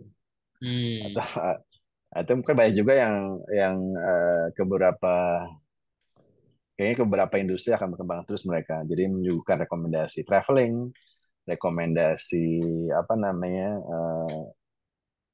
ya tadi musik segala macam semua berbasis sama AI. Tapi again AI itu semua berbasis data ya. Jadi data yang digather sekarang nih, yang digather sama Google, digather sama Facebook, digather sama semua gitu ya. Itu data capture tadi yang jadi bahannya AI untuk berpikir ke depan. Nah, semoga berpikir ke depannya benar gitu. Nah, itu ya tergantung kita juga gitu. Cuma emang ke depannya ini juga banyak banyak banyak tim kita yang sudah mulai belajar ke sana juga dan saya lihat juga industrinya sudah banyak adapt juga. Nah, ini kayaknya kalau kamu mau belajar ya coba mulai belajar AI. Hmm. Iya, iya. Bisa, bisa, bisa. Dan memang perkembangan teknologi itu memang sekarang pesat juga ya di Benar-benar. dunia bisnis. Bukan AI doang, tapi banyak kayak deepfake gitu, banyak yang teknologi yang baru-baru. Benar bang. Mm-mm. Kayak semuanya tuh belum pernah kepikiran sama sekali. Iya, heeh. Dan menurut aku emang sih kreatif-kreatif banget sih Iya. ya pada Mm-mm. pionir di sini nih. Wow, keren banget ya, Ren. Keren banget. Dan dengan topik yang sama dengan teknologi, eh, kita mau nanya nih Kak. Mau nanya nih Pak, adaptasi apa aja sih yang sudah dilakukan UTAP agar berjalan seiring dengan perkembangan teknologi yang tadi kita mention AI dan juga Algoritma ya. algoritma dan mungkin mungkin agak serem dikit karena 10 tahun kita nggak bakal tahu gimana teknologi-teknologi Setuju, barunya setuju. akan datang. Ya, ya kita mesti adapt terus ya, adapt dari sisi teknologi, adapt dari sisi market. driven karena emang kita di the past 10 years ini kan emang ada dua nih. Mm, Ada dua possibility ya kalau ngomongin sebuah teknologi di user gitu ya. Ada dari yang market driven, jadi kamu ngeliat dari pasar bikin sesuai sama pasar gitu ya. mm, Atau product driven, jadi kamu bikin produk kamu ngedrive market mengikuti gitu. Jadi yang sekarang especially the past 5 years sudah banyak produk yang product driven. Jadi dia bikin dulu produknya, kamu push force orang untuk pakai gitu. Kayak misalnya ketika mungkin beberapa apa namanya orang-orang luar biasa yang bikin kayak sosial media gitu ya, bikin terobosan di apa namanya di beberapa platform entertainment seperti musik atau streaming tadi gitu ya.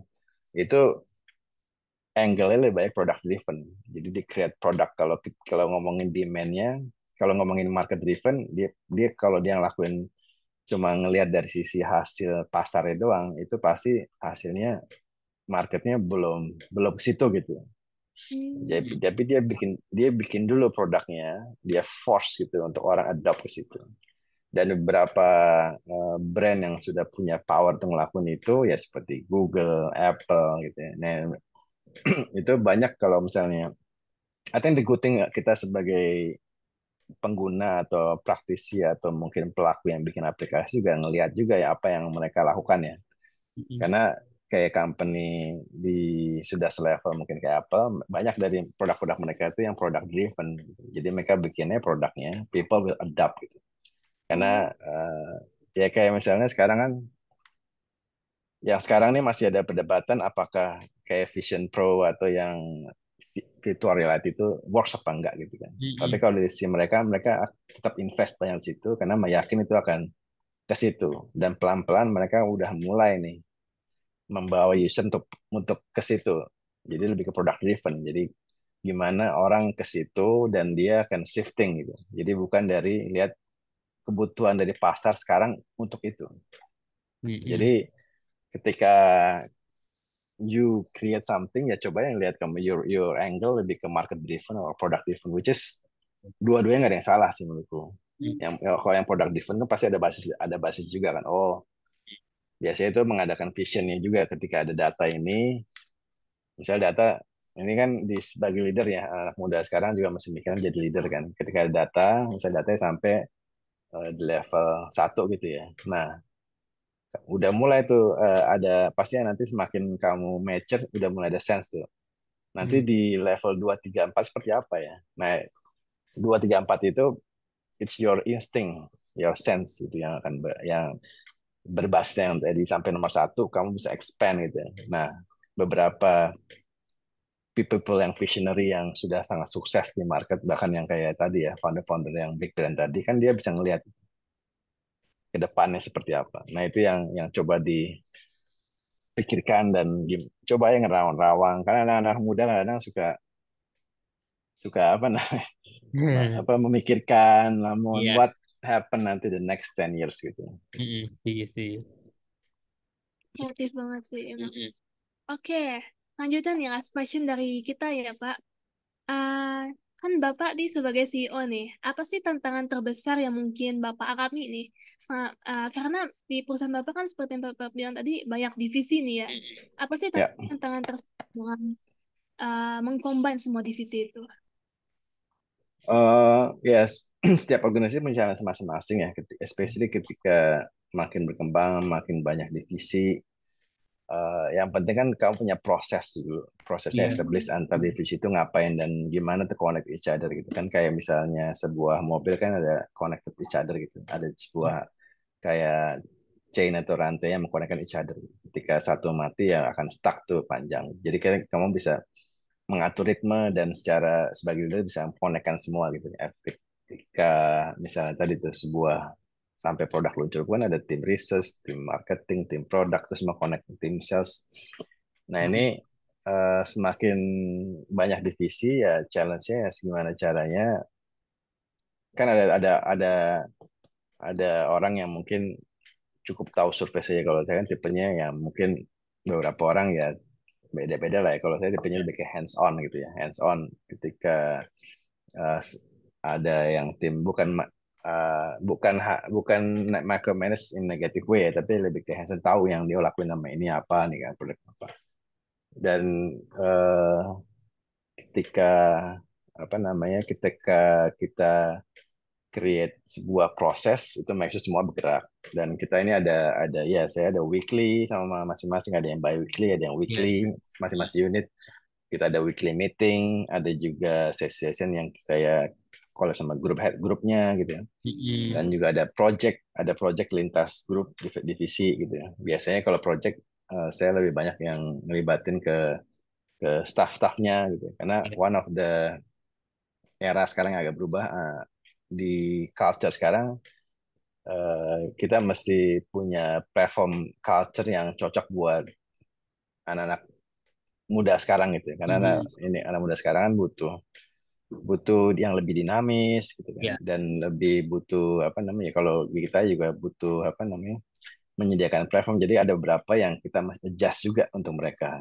Dan biasanya saya juga banyak kasih assign project itu nggak ke leadernya tapi lebih ke staffnya gitu, dan everyone can own it dan bisa take ownership dan bisa bisa mengatakan anything gitu, bahkan baik ide-ide yang datang dari bukan di level manajerial gitu. Nah itu yang mesti di maintain gitu.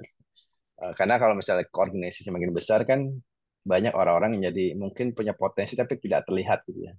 Nah Iya. itu yang sebagai leader itu masih mesti bisa gitu melihat. Dan salah satu kesempatan itu ketika kita menyediakan level playing field ya sama mereka, biar mereka bisa naik dan bisa own it gitu ya. Ada banyak project-project yang lintas grup ya, misalnya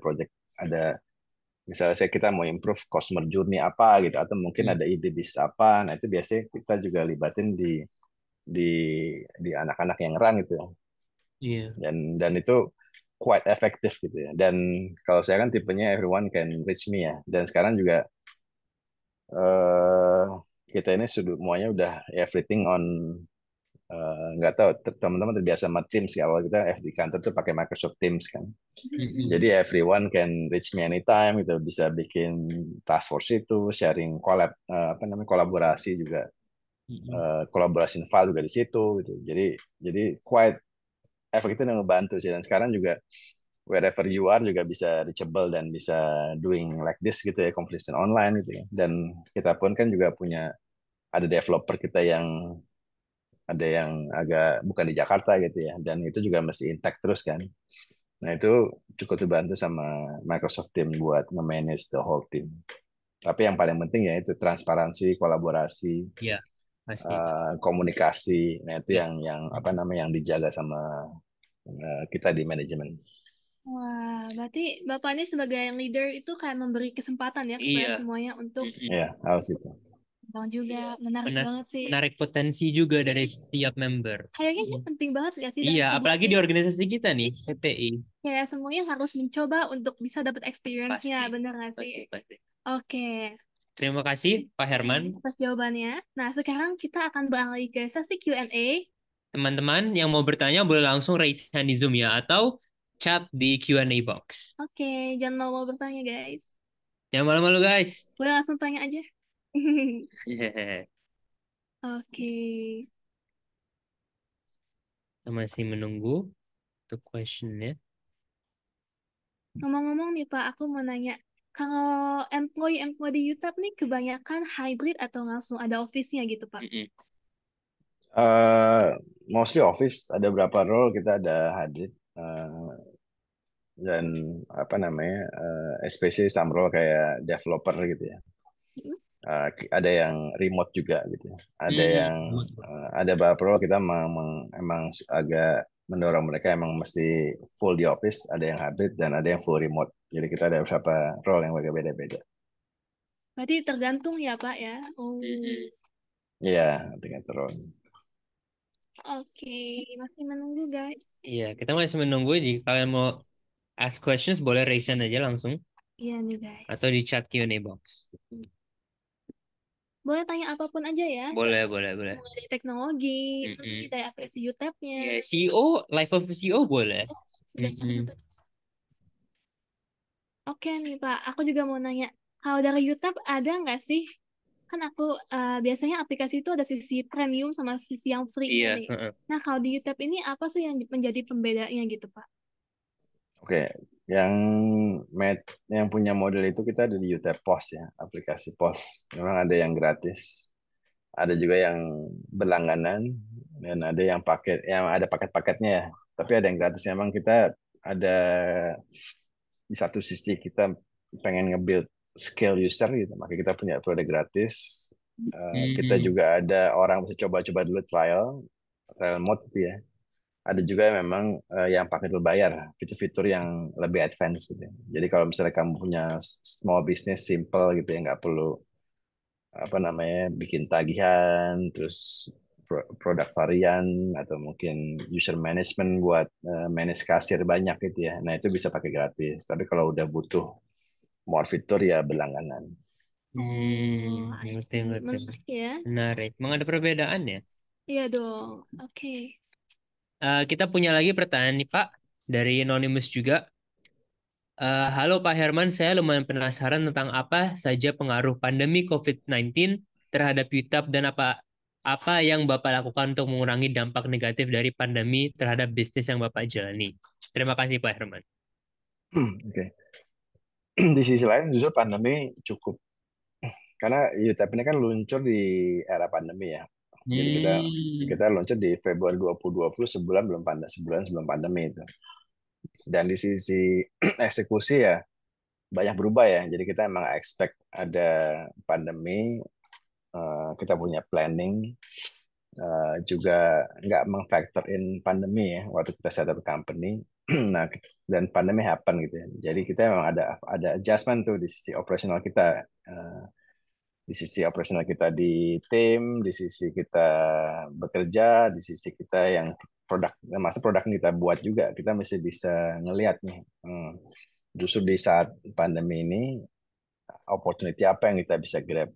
Dan ternyata memang eh, pandemi itu di satu sisi juga eh, mungkin bukan positif ya, tapi di sisi lain dia juga semacam apa namanya massive booster untuk digitalization gitu.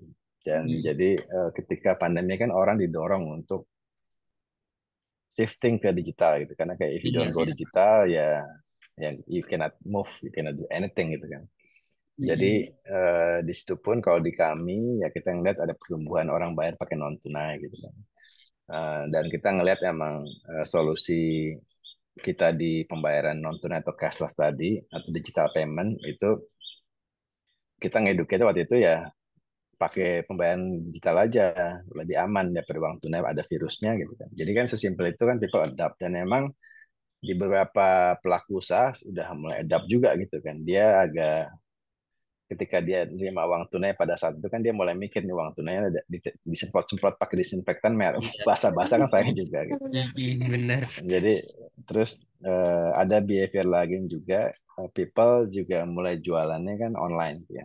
Dan Hmm. itu something kita address juga. Gimana dia connect sama kita dan dia bisa berjualan online di marketplace atau dia jualan sendiri online gitu karena kita punya fitur dia bisa jualan online. Iya. Terus juga ada beberapa fitur-fitur lain yang memang eh, di satu sisi kayak kemarin kita juga bantuin kayak McDonald buat improve drive-thru experience mereka gitu kan, drive-thru mereka gitu kan. Hmm. Jadi eh, ketika kayak kemarin waktu pandemi pun kita bikin program sama McDonald itu sama issuer kita bikin program promotion khusus di drive-thru gitu. Hmm. Nah itu kan perubahan-perubahan tuh dan kita ini di si perusahaan masih jeli ya. Oh bukan apa namanya mengambil keuntungan di kesusahan orang, tapi kan kita ngelihat nih kan. Justru dengan kondisi ini apa yang kita bisa bantu gitu.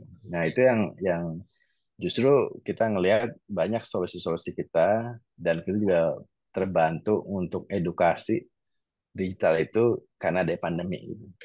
Hmm. Jadi people juga udah mulai meningkat tuh sense ininya dia, sense urgensinya Iya. online digital itu kenapa ya? Karena pada saat pandemi itu orang mulai hidup tuh punya punya apa namanya? Udah punya Hmm. sense lah. Karena online orang yang juga apa namanya? kerja di rumah pun kan juga mulai mikir gitu kan, dia ngelakuin apa, oh buka usaha aja deh. Banyak usaha-usaha yang lahir pada saat pandemi kan, Iya. usaha-usaha tanaman, usaha-usaha apalah, bikin home industry yang sekarang jadi besar gitu. Mm-mm. Kayak kalau nggak salah outside aja tuh, outside yang susu oat milk itu mulai pada saat pandemi kan. Jadi kan Oh. banyak ide-ide bisnis tuh yang memang tumbuh tuh pada saat pandemi. Jadi justru kita ini di saya lihat sih para pelaku usaha yang bisa bertahan dan berkembang itu yang memang yang bisa adaptasi ke pandemi. Setuju banget sih. Iya. Waktu pandemi itu banyak-banyak banget hal yang digital yang booming ya. Iya. Jadi waktu pandemi nih mau nggak mau ya Iya nggak sih Rel? harus. Jadi mulai order Grab juga, Iya. GrabFood ya, benar Gojek juga. semuanya. Mm-mm. Oke, terima kasih semuanya atas sesi tanya jawab tersebut yang saya merasa memberikan kita wawasan baru tentang industri aplikasi dan juga bagaimana cara survive dan di bisnis startup dan juga apa dampak pandemi waktu itu kepada bisnis-bisnis tersebut. Iya, interesting banget ya Rel Benar, ya. setuju, setuju. Nah, kami juga ingin berterima kasih kembali kepada Pak Herman atas semua jawabannya ya Pak. Ya, Tapi kita sama-sama. kita belum selesai ya guys. Setelah ini kita akan ada aktivitas yang seru di mana Bapak Herman akan menjadi juri. Mau aktivitas apa tuh Rel? Aktivitas kali ini adalah Shark Tank Pitch. Wah, seru banget nih kelihatannya. Iya, pasti dong Niko. Tapi Shark Tank Pitch itu apa sih sebenarnya? Nah, guys, jadi nih ya, Shark Tank Pitch itu kalian akan dibagi menjadi beberapa breakout room, di mana satu breakout room akan menjadi satu tim. Nah, di dalam breakout room tersebut, kalian akan berdiskusi tentang case study yang akan diberikan. Nah, jadi setiap tim akan diberi waktu 15 menit untuk berdiskusi, kemudian 3 menit per grup untuk presentasi. Nah, jadi intinya ya guys, kalian satu grup akan bekerja sama, berdiskusi bareng, gimana sih cara menyelesaikan permasalahan yang diberikan. Dan di akhir diskusi, setiap grup akan mempresentasi solusi terhadap case-nya, dan grup dengan plan terbaik akan menjadi pemenang. Wow, aku dengar bakal dapet hadiah nih, Rel. Pasti dong, setiap member di grup pemenang akan mendapatkan Grab voucher senilai Rp20. Makanya, kalian jangan mau kalah ya. Jangan mau kalah ya guys. Lumayan banget gak sih, Rel, 20 Pasti. ribu? Nasi goreng satu tuh, 2 boleh sih. Bener banget. Nah, kalau kalian masih ada pertanyaan, jangan khawatir ya, karena di setiap breakout room akan ada satu fasi yang akan menemani kalian. Jadi feel free aja untuk bertanya ke mereka ya. Ya, oke teman-teman, sekarang kalian udah boleh masuk ke breakout room ya, yang udah di-assign. Oke, sampai jumpa guys. Sampai jumpa, good luck. Oke, teman-teman, selamat datang kembali di main room kali ini. Gimana nih guys, discussion-nya asik gak nih? Asik dong, pasti asik lah. Kami berharap teman-teman semua bisa brainstorming banyak ide yang menarik selama di breakout room ya. Dan jangan lupa, setiap grup harus mempunyai satu representatif untuk mempresentasikan hasil diskusinya untuk mendapatkan kesempatan memenangkan Grab voucher senilai Rp20. Ingat ya guys, 20 ringgit nih, lumayan banget nih guys. So, semangat ya kalian Iya, semua. bisa makan banyak Benar. buat sehari. Oke, tanpa berlama-lama lagi, mari kita langsung panggil perwakilan dari tim satu persatu ya. Oke, Boleh Niko, boleh. Dari grup mana ya? dari grup mana ya, Rel? Kita pilihnya gimana nih? Oke, ini hari apa? Sabtu, tanggal 25 Mei. Mei. Mei bulan apa nih? Bulan kelima. Bulan 5 ya. Oke. Oke, langsung aja kita panggil grup 5. Boleh guys, presentasi. Oh ya, by the way, kalian bisa present Gdocs-nya juga atau Iya. mau langsung juga boleh ya, guys. Boleh ngomong langsung atau mau share screen boleh. Oke, silakan grup 5.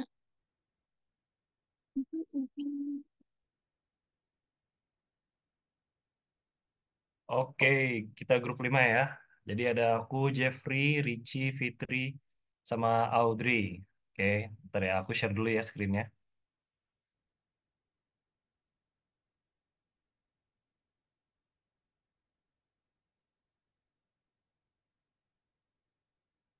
Oke, apakah kelihatan? Kelihatan. Kelihatan ya. Oke, sip. Ada yang mau present nggak nih dari grup kita? Mungkin Richie, Audrey, Fitri.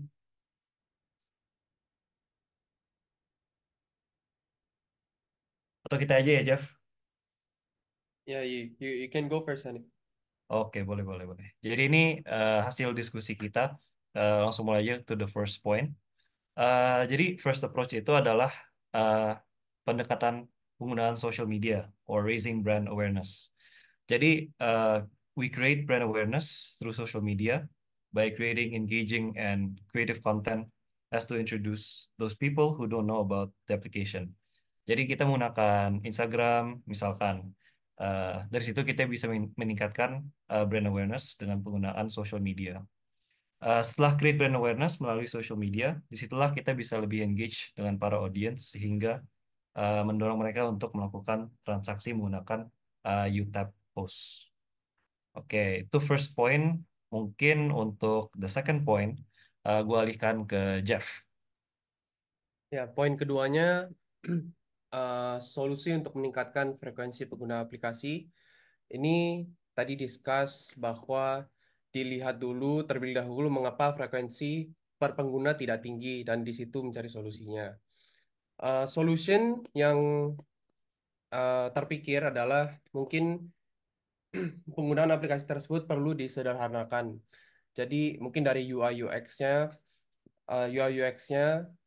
cara cara penggunaannya bisa lebih simpel lagi, bisa lebih mudah lagi, mudah dipakai dan mereka juga mengakui bahwa iklan bisa membantu, tapi menekankan bahwa masalah utamanya adalah frekuensi transaksi pengguna yang sudah ada, bukan non pengguna.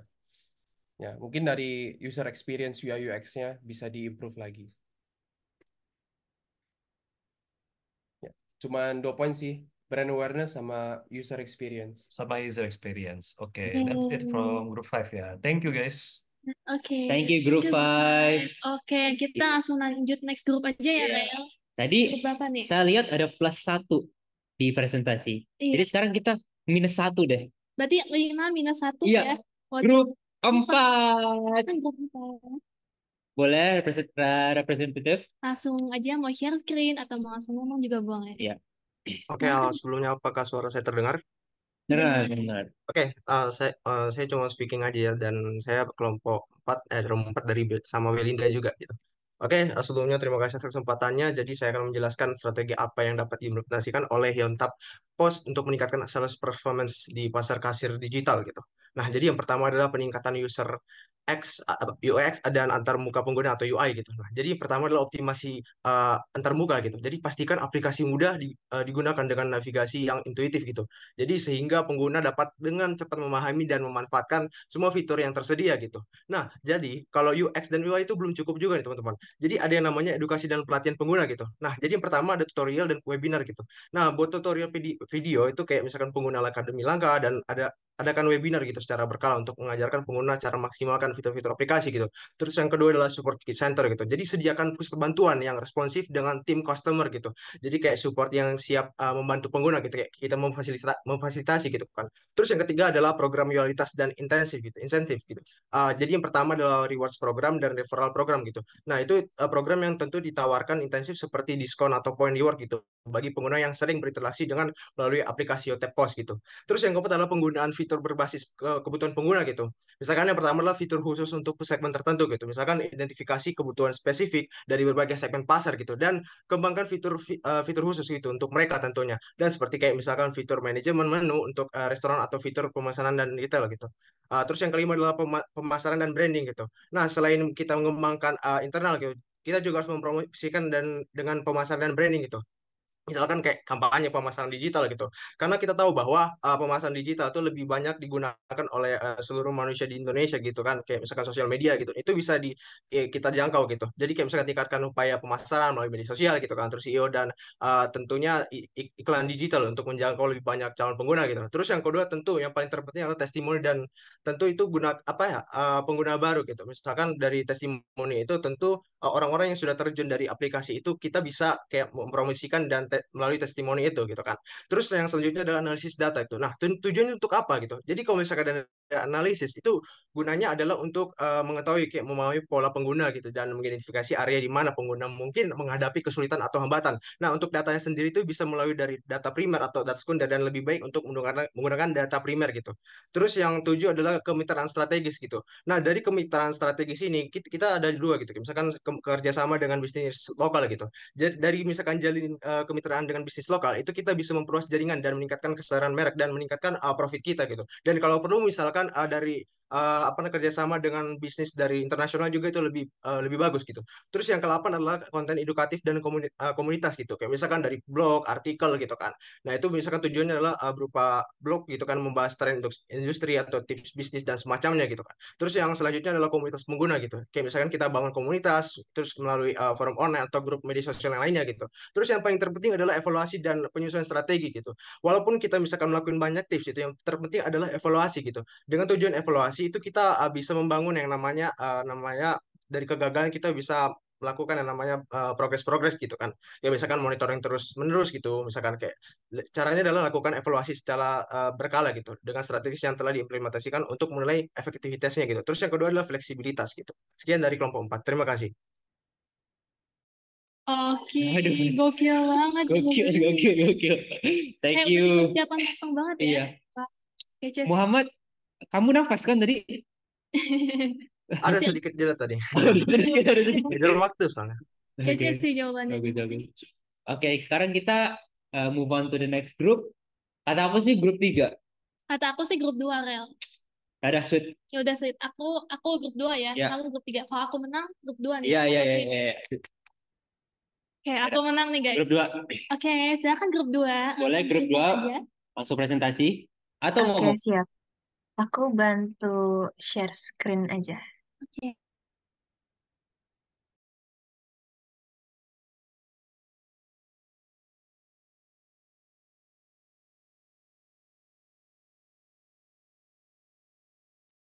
Oke, udah bisa dilihat share screen-nya? Oke, boleh langsung aja. Farhan dari grup 2, silahkan. Ya, baik. Apakah suara saya terdengar, Kak? Ya, perkenalkan saya Farhan Zain dari perwakilan kelompok 2. Di sini saya akan menjelaskan diskusi dari kelompok 2, yaitu untuk strategi pemasaran yang dilakukan oleh Inteliopos. Yang pertama ada mendapatkan fitur-fitur yang telah dijelaskan sebelumnya, yaitu fitur analisa penjualan berdasarkan kategori serta kebutuhan pembeli. Fitur yang kedua adalah fitur e-wallet untuk mempermudah transaksi atau connect dengan company e-wallet lainnya seperti contoh Lazada Malaysia yang menjalin hubungan dengan Touch Go. Yang ketiga ada fitur untuk menambahkan bagian m-banking seperti dengan QR maupun rekening. Dan saya tambahkan juga ada pun menambahkan fitur loyalty program yang memberikan poin atau reward kepada pelanggan berdasarkan jumlah transaksi. Nah, dengan menambahkan fitur loyalty ini dapat mendorong pengguna untuk memungkinkan melakukan transaksi lebih sering dari biasanya. Yang kedua, ini mengimplementasikan feedback dari customer. Adapun apa saja feedback dari customer ini membuat sistem feedback loop di mana pengguna dapat memberikan masukan langsung tentang fitur dan layanan, serta mengimplementasikan perbaikan berdasarkan feedback ini untuk memastikan produk selalu memenuhi kebutuhan yang dilakukan oleh pengguna. Selanjutnya, mengidentifikasi area yang memerlukan perbaikan atau pengembangan. Dengan mengetahui apa yang pelanggan sukai atau tidak sukai, bisnis dapat melakukan penyesuaian yang sesuai untuk meningkatkan kualitas produk atau layanan pengguna. Selanjutnya, mendengarkan dan merespon feedback, memberi user kesan bahwa UTAP menghargai pendapat mereka. Hal ini dapat meningkatkan loyalitas dan kepercayaan user kepada UTAP yang penting untuk retensi jangka panjang. Yang ketiga, adapun pelatihan webinar dan brand ambassador. Nah, mengadakan webinar ini sangat penting ya, dan workshop secara rutin untuk edukasi penggunaan tentang fitur-fitur baru dan bagaimana mengoptimalkan penggunaan Yuta Post. Selanjutnya menggunakan brand ambassador ataupun influencer yang terkenal gitu ya untuk mempromosikan Yuta Post dan meningkatkan branding di pasar. Selanjutnya menentukan kebutuhan pasar untuk menyaingi kompetitor. Nah, ini penting sekali karena kebutuhan pasar untuk menyaingi kompetitor adalah salah satu strategi pemasaran yang sangat penting. memonitor apa yang dilakukan oleh kompetitor dan mengadopsi praktik terbaik yang mereka lakukan dan mengembangkan praktik yang dilakukan pada Yutapo sendiri, yaitu menyesuaikan layanan dan fitur sesuai dengan tren terbaru di industri kasir digital dan e-commerce. Saya izin menambahkan, mohon maaf sebelumnya saya tidak bisa membuka kamera karena kondisi yang sedang tidak kondusif di sini. Untuk e-wallet, semoga tidak ada yang salah paham, itu seperti contoh, seperti Lazada Malaysia yang sekarang ini mereka menjalin hubungannya dengan e-wallet Touch and Go, di mana mereka melakukan transaksi itu secara seamless, di mana langsung bisa mengakses kepada e-wallet Touch and Go ini. Jadi UTAP juga bisa melakukan hal yang sama seperti yang Lazada lakukan, yaitu menjalin kerjasama dengan company e-wallet lainnya agar transaksi yang terjadi lebih seamless dan lebih praktis, di mana tidak harus lagi kita akses ke m-banking yang di mana kita perlu persetujuan dari bank dulu, lalu kita perlu memasukkan password kita. Lalu untuk QR dan rekening, itu yang saya baru sebut sebelumnya, yaitu m-banking, di mana kita tahu bahwa di dunia digital ini, m-banking tidak kalah pentingnya dalam dunia digital ini.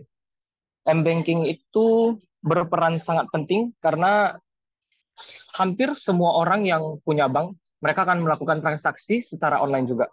Nah, m-banking ini ada dua macam, yaitu secara transfer rekening, antar akun rekening, maupun QR. Nah, QR di sini itu untuk memudahkan pengguna handphone, smartphone, di mana kita tahu di dunia sekarang hampir semua orang memiliki smartphone, dan terutama orang yang sudah memiliki rekening, pastinya mereka lebih ingin mereka itu praktis dalam bertransaksi.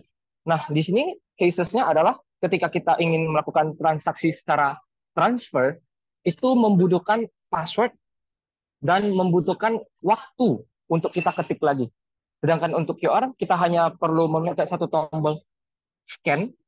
Ketika kita scan QR, kita tinggal tekan amount yang kita akan transfer, itu akan jauh lebih memudahkan user dalam bertransaksi.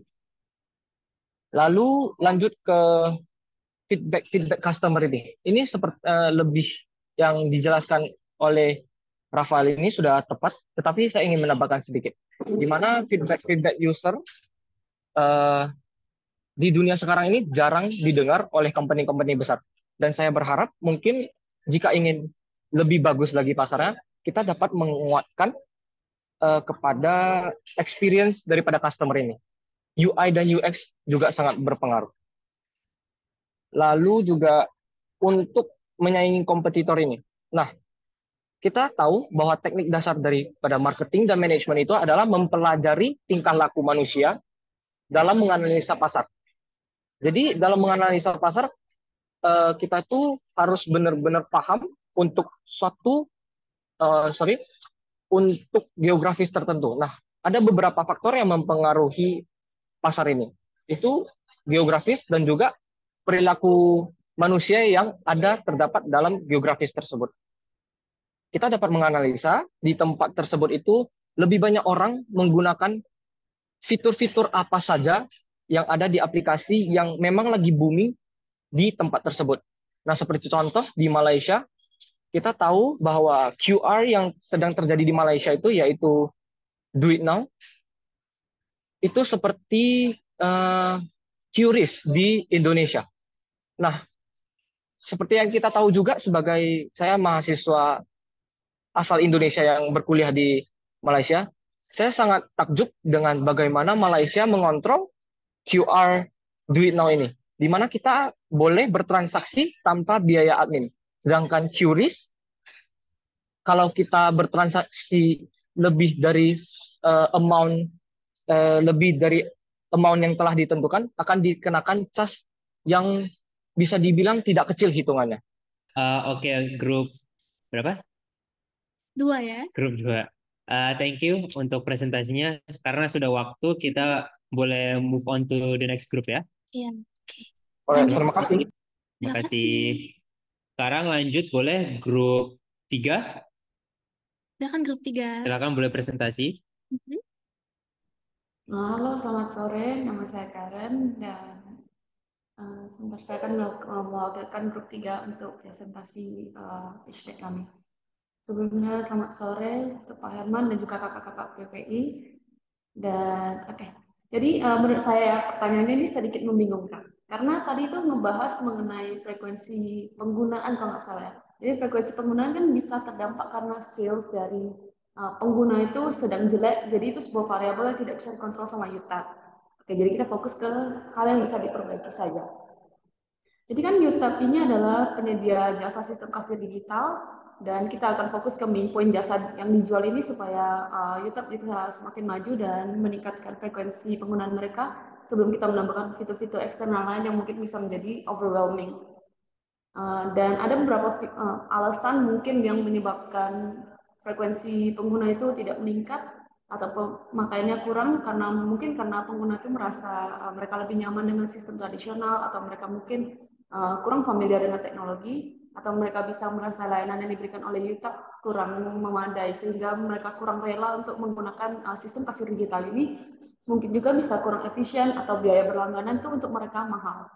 Jadi mungkin strategi pertama yang bisa dilakukan oleh UTEP itu untuk mencari tahu kekurangan dari jasa mereka, melakukan survei atau hal-hal yang mirip itu untuk menggali informasi dari para pengguna service UTEP yang sekarang dan juga potential market.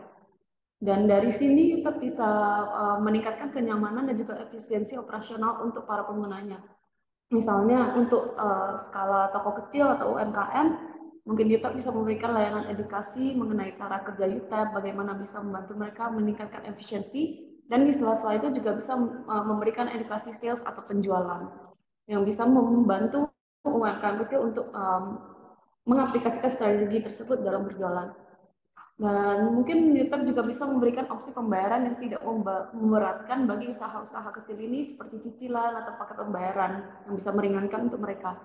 Dan YouTube juga bisa memberikan reward jika mereka mencapai sekian penjualan atau frekuensi menggunakan sistem kasir digital ini atau mencapai sekian sales berupa potongan harga untuk bulan-bulan selanjutnya. Jadi gak hanya memotivasi untuk meningkatkan salesnya, tapi juga memberikan motivasi untuk terus berusaha.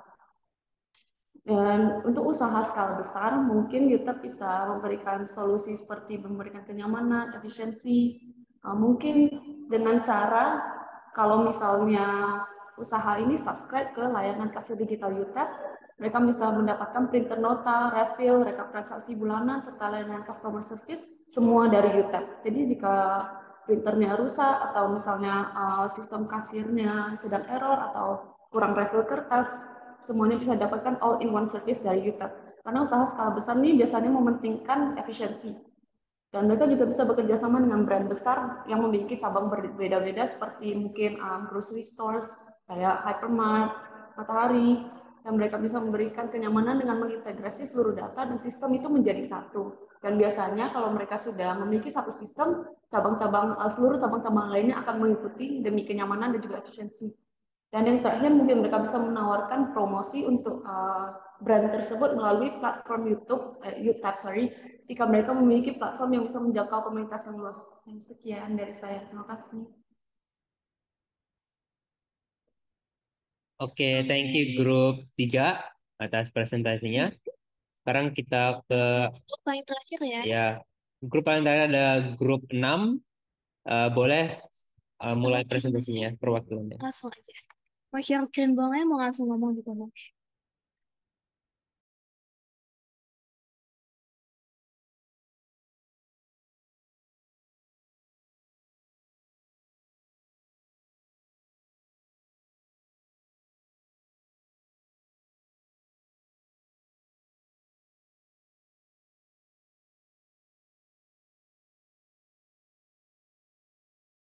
Lagi. Untuk grup 6 boleh. Boleh ya, langsung di Ada presentatif ya. boleh. Pasti juga boleh.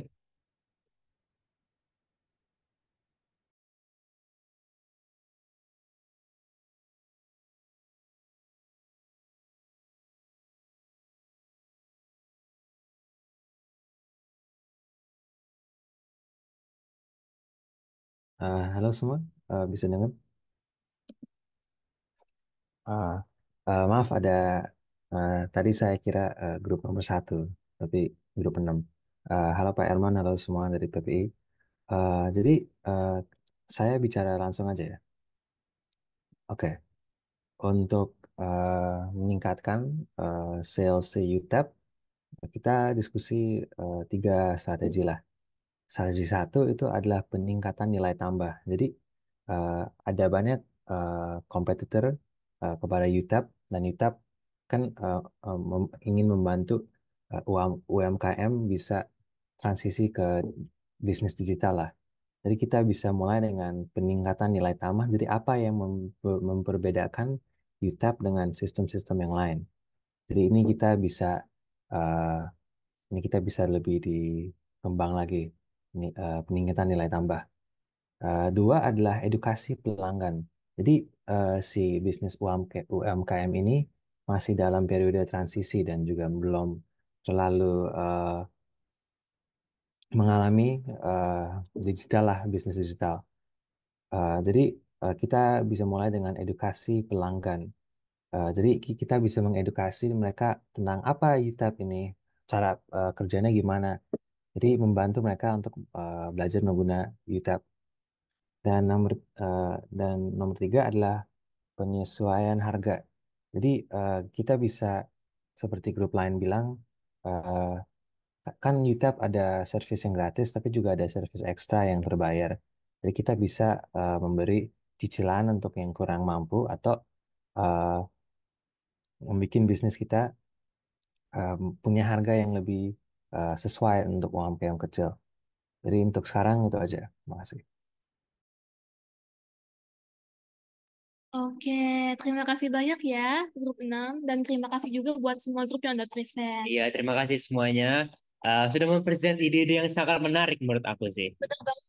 Tadi aku dengerin banyak banget ternyata ya ide-ide kreatif yang belum aku kepikiran sebelumnya. Iya kan, kece banget sih. Nah, selanjutnya kita akan mengundang lagi Pak Herman Soeharto yang akan memberikan feedback sekaligus menentukan tim mana sih yang paling unggul.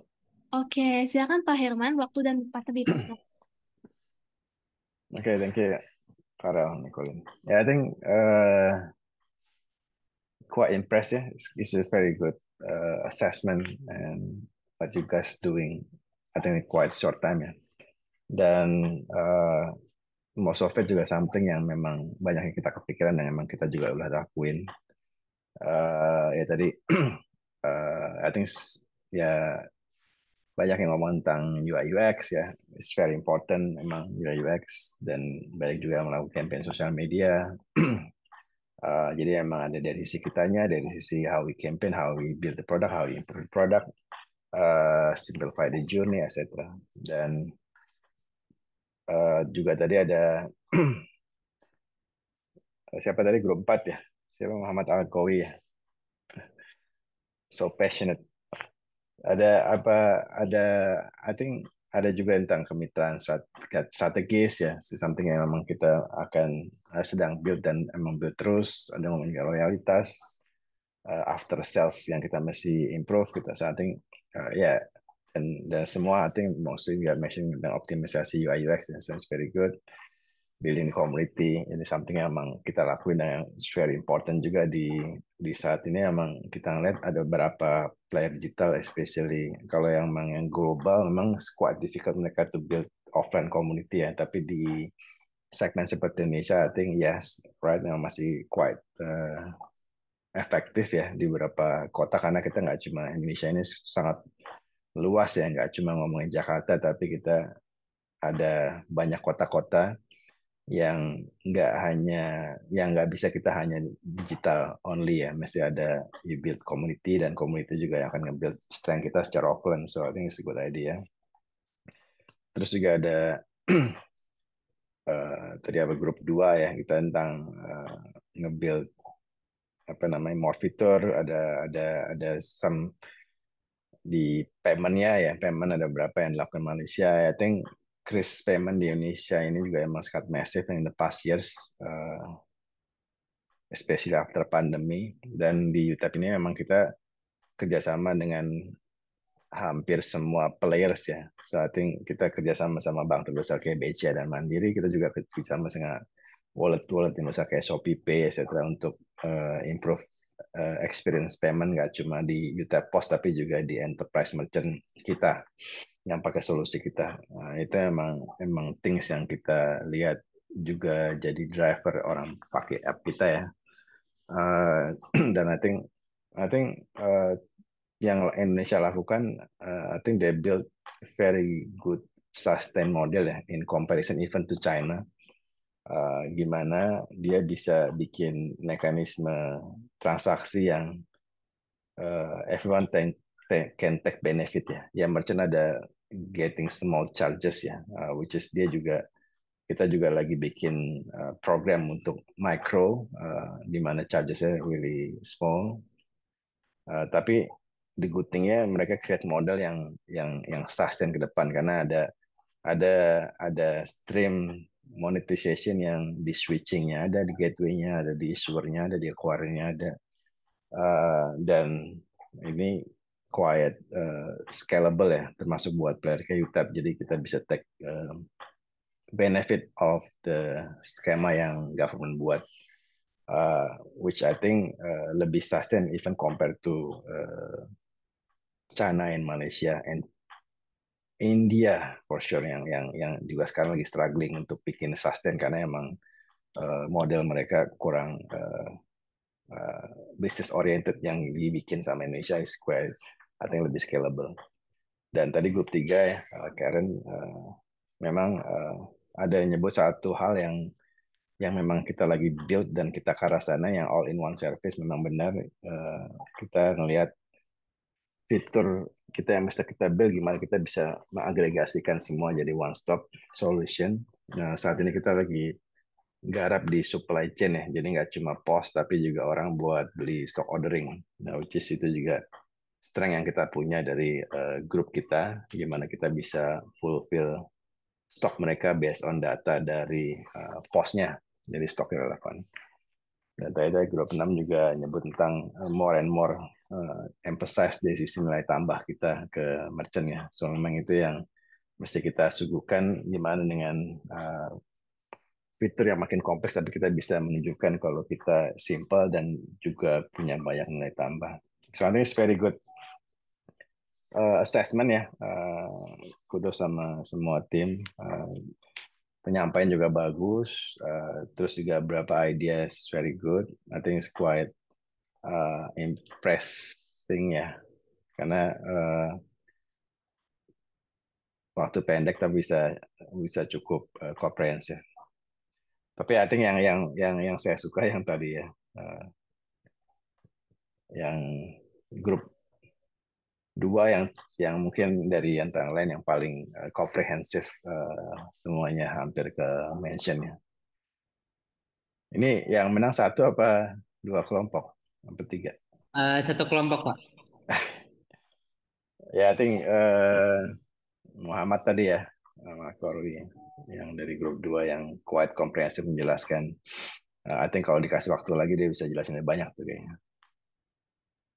Saya grup 4, Pak. Oke. Oh, grup 4. Pak. Ya, grup 4. Ya. Oke. Kalau begitu, congrats to grup 4. Selamat ya grup 4. Boleh masuk tim membernya, open cam. Supaya kita bisa berfoto bersama. Dan sama juga grup 4, kalian berhak mendapatkan hadiah spesial berupa Grab voucher senilai Rp20. Ya. Tapi tadi emang kita ke setiap room terus pas denger eksplanasi grup 4 kayak waduh, keren juga ya. Udah kayak dipersiapkan banget Iya. gitu. Aku juga sampai impress gitu. Keren banget Muhammad tadi presentasinya. Tapi semuanya juga keren kok, Iya. guys. Seperti yang Pak Herman bilang, semuanya keren. Benar-benar insightful ya, guys. Once again, congrats teman-teman dari grup 4. Terima kasih juga Pak Herman sudah hadir di acara kali ini. Iya, terima kasih ya. Kami bagian dari PPI Monash Malaysia mengucapkan terima kasih udah datang ke acara kami hari ini dan berbagi insight-insight yang useful banget bagi kita. Sangat berharga, sangat berharga. Semoga kita semua dapat belajar banyak hal dari Pak Herman hari ini ya. Oke, terima kasih banyak Pak Herman sekali lagi. Sampai jumpa Sama, dan thank you ya.